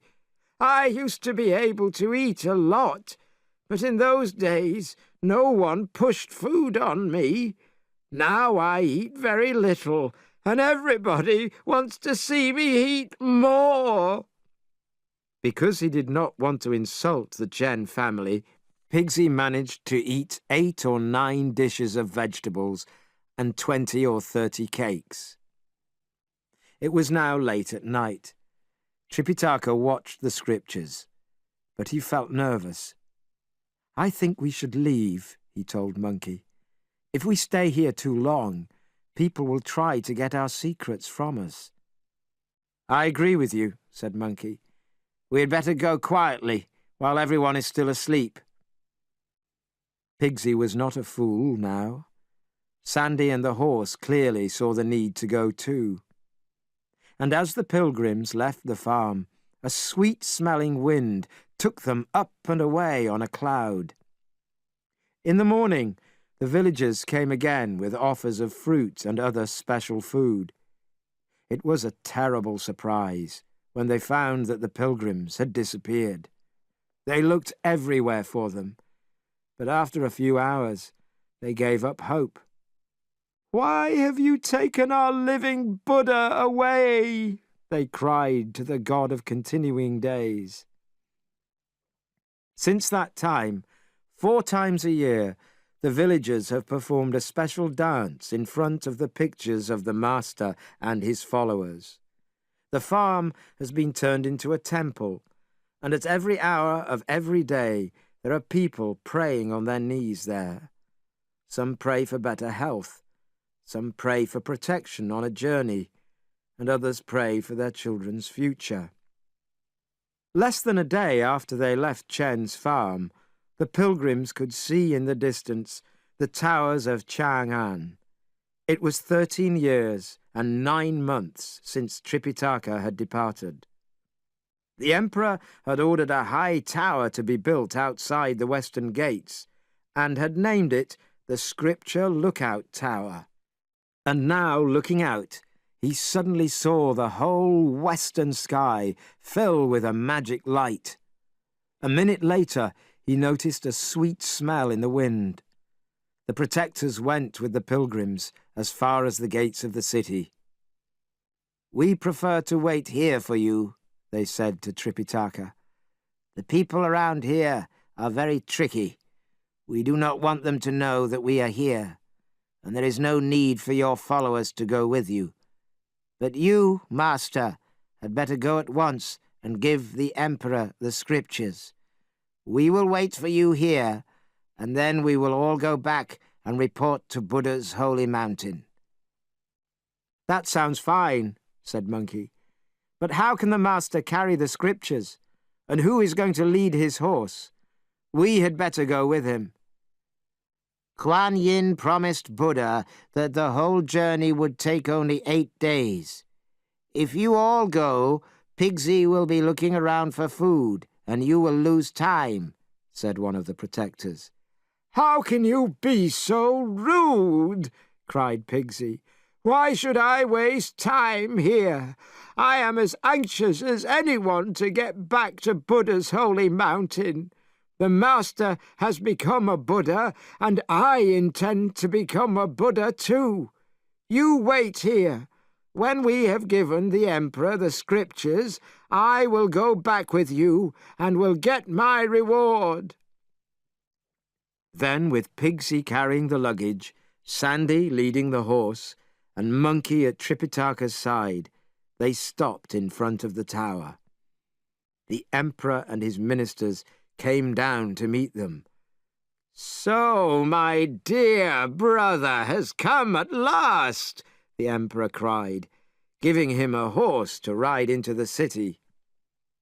When they were seated in the great hall, the scriptures were put in front of the Emperor. Tripitaka told the story of how he arrived at the holy mountain. He told of the trick played by Buddha's 2 followers. He described how he had, in the end, got the written scriptures by giving his golden bowl as a gift. There are, in total, 5,048 chapters, he added. The Emperor was very happy, and he ordered a banquet.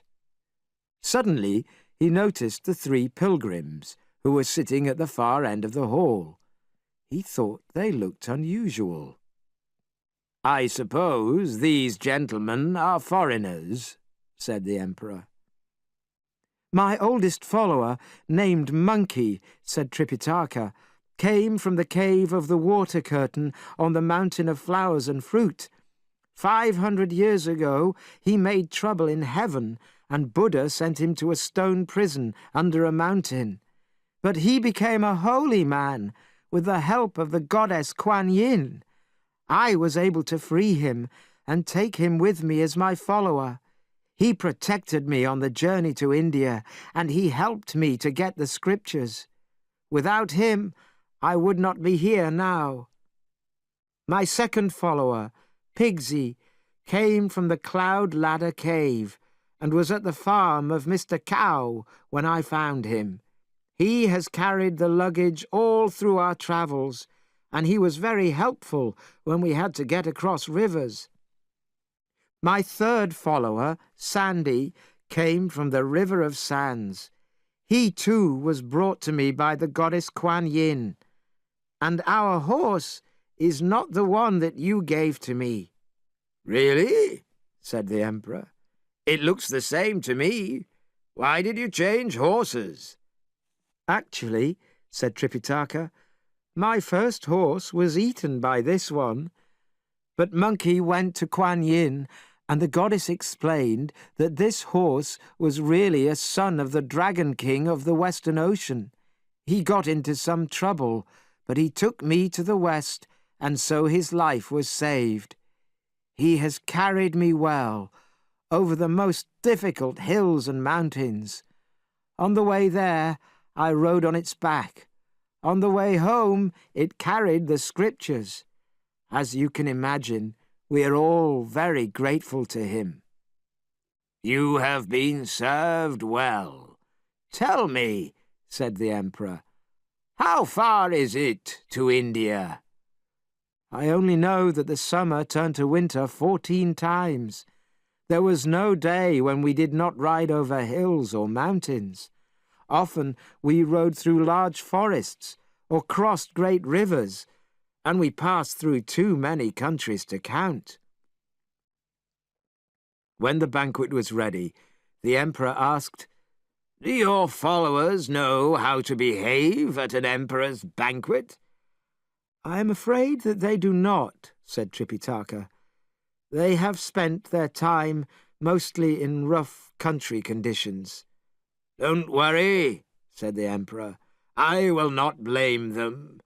Tell them to come to the banquet." There was dancing and singing and music and food at the banquet, and it was a very happy day. In the evening, when the meal ended, the pilgrims went to Tripitaka's old temple in the woods. There the priests welcomed them with a bow. This time, inside the temple, Pigsy did not shout for more food, and Monkey and Sandy behaved perfectly. All three were now spirits of wisdom, and it was not difficult for them to stay quiet. When night came, they all went to sleep. Early next morning, the Emperor woke and called for his secretaries. "All night I could not sleep, because I was thinking of good enough words to thank my brother for his success. I have now in my head a few sentences, although they are nothing compared to the wisdom of the Scriptures."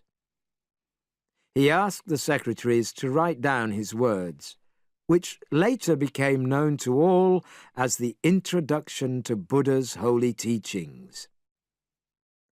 The Emperor then asked Tripitaka to read from some of the Holy Scriptures in the holiest temple in the city. As the Scriptures were so valuable, the Emperor ordered his secretaries to make copies, which were later sent to every city in China. As Tripitaka started reading, he smelled the sweet wind, and the protectors appeared in the air above the pilgrims. They said, "You must all leave the Scriptures and follow us to the west." At once, Monkey and the others, including the white horse, got up from the ground. Tripitaka put down the scripture that he had started reading. He was lifted straight up to the 9th heaven. The Emperor and his ministers bowed low to the ground as they were carried away. Later, all the people of the city prayed and read the great Scriptures, and their lives were much better after that. The 4 pilgrims and the white horse were taken back to Buddha's holy mountain by the protectors. There they found that their great journey had taken just 8 days. On the holy mountain, they and all the gods waited for Buddha. When everyone was ready, Buddha appeared and spoke first to Tripitaka. "Holy priest," he said, "in a past life you were close to me, and you were called Golden Tree.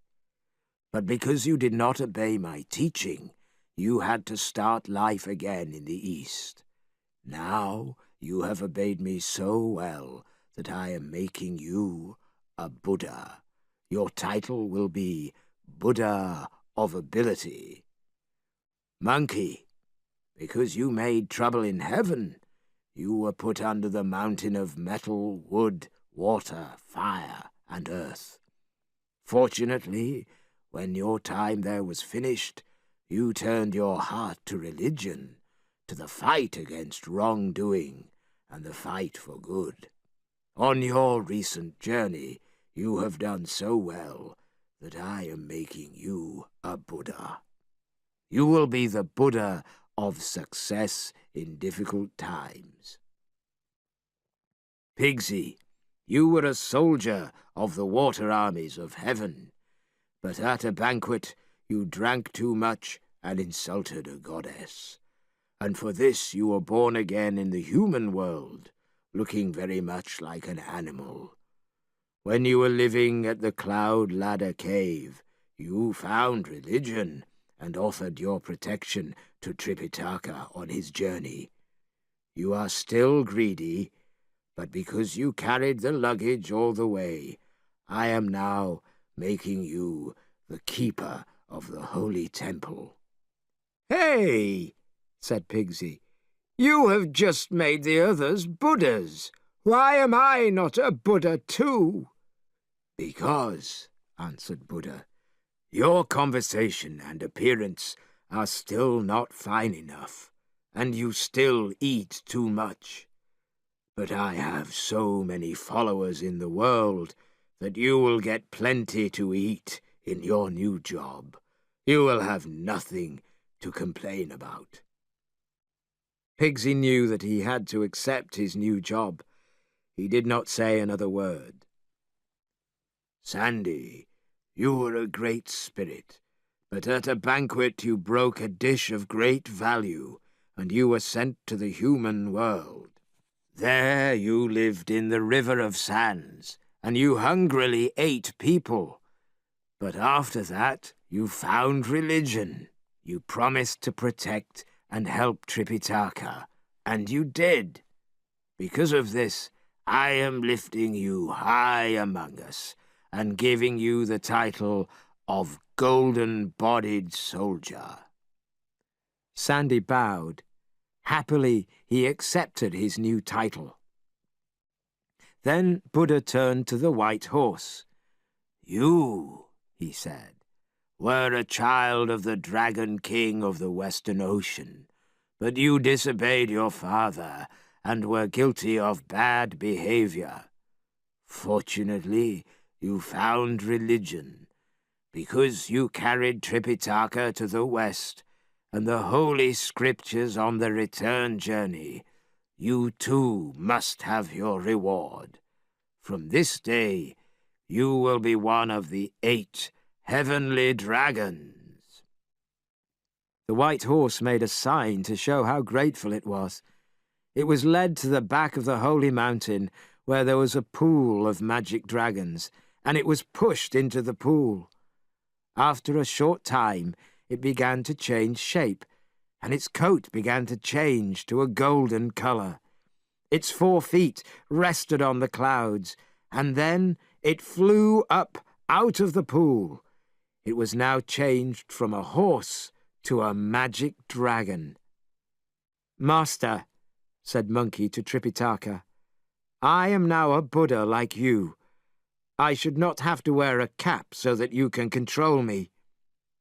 "It was put on you," said Tripitaka, "at a time when you knew nothing. Then we needed to control you. Now you are a Buddha, and it has gone. Feel your head, and you will see. It is not there now." Monkey put his hand on his head. Tripitaka was right. The cap had gone. A grateful smile spread across his face. All the spirits of heaven watched as Tripitaka, Monkey, Pigsy, Sandy, and the horse received their new holy titles. While they went to their places in the great hall, many loud voices began to pray to them. They were accepted with open arms, and from that day, Pigsy did not shout for more food, and Monkey and Sandy behaved perfectly. The reason for this was simple. All 3 had received the greatest of gifts, wisdom. I give this, my book, to you, dear reader, so you can understand the beauty of Buddha's land. It will be a reward for kindness, and it will help with the suffering of the lost souls of this world. I would like to think that my readers will turn their hearts towards the true way and will be born again in the world of true happiness.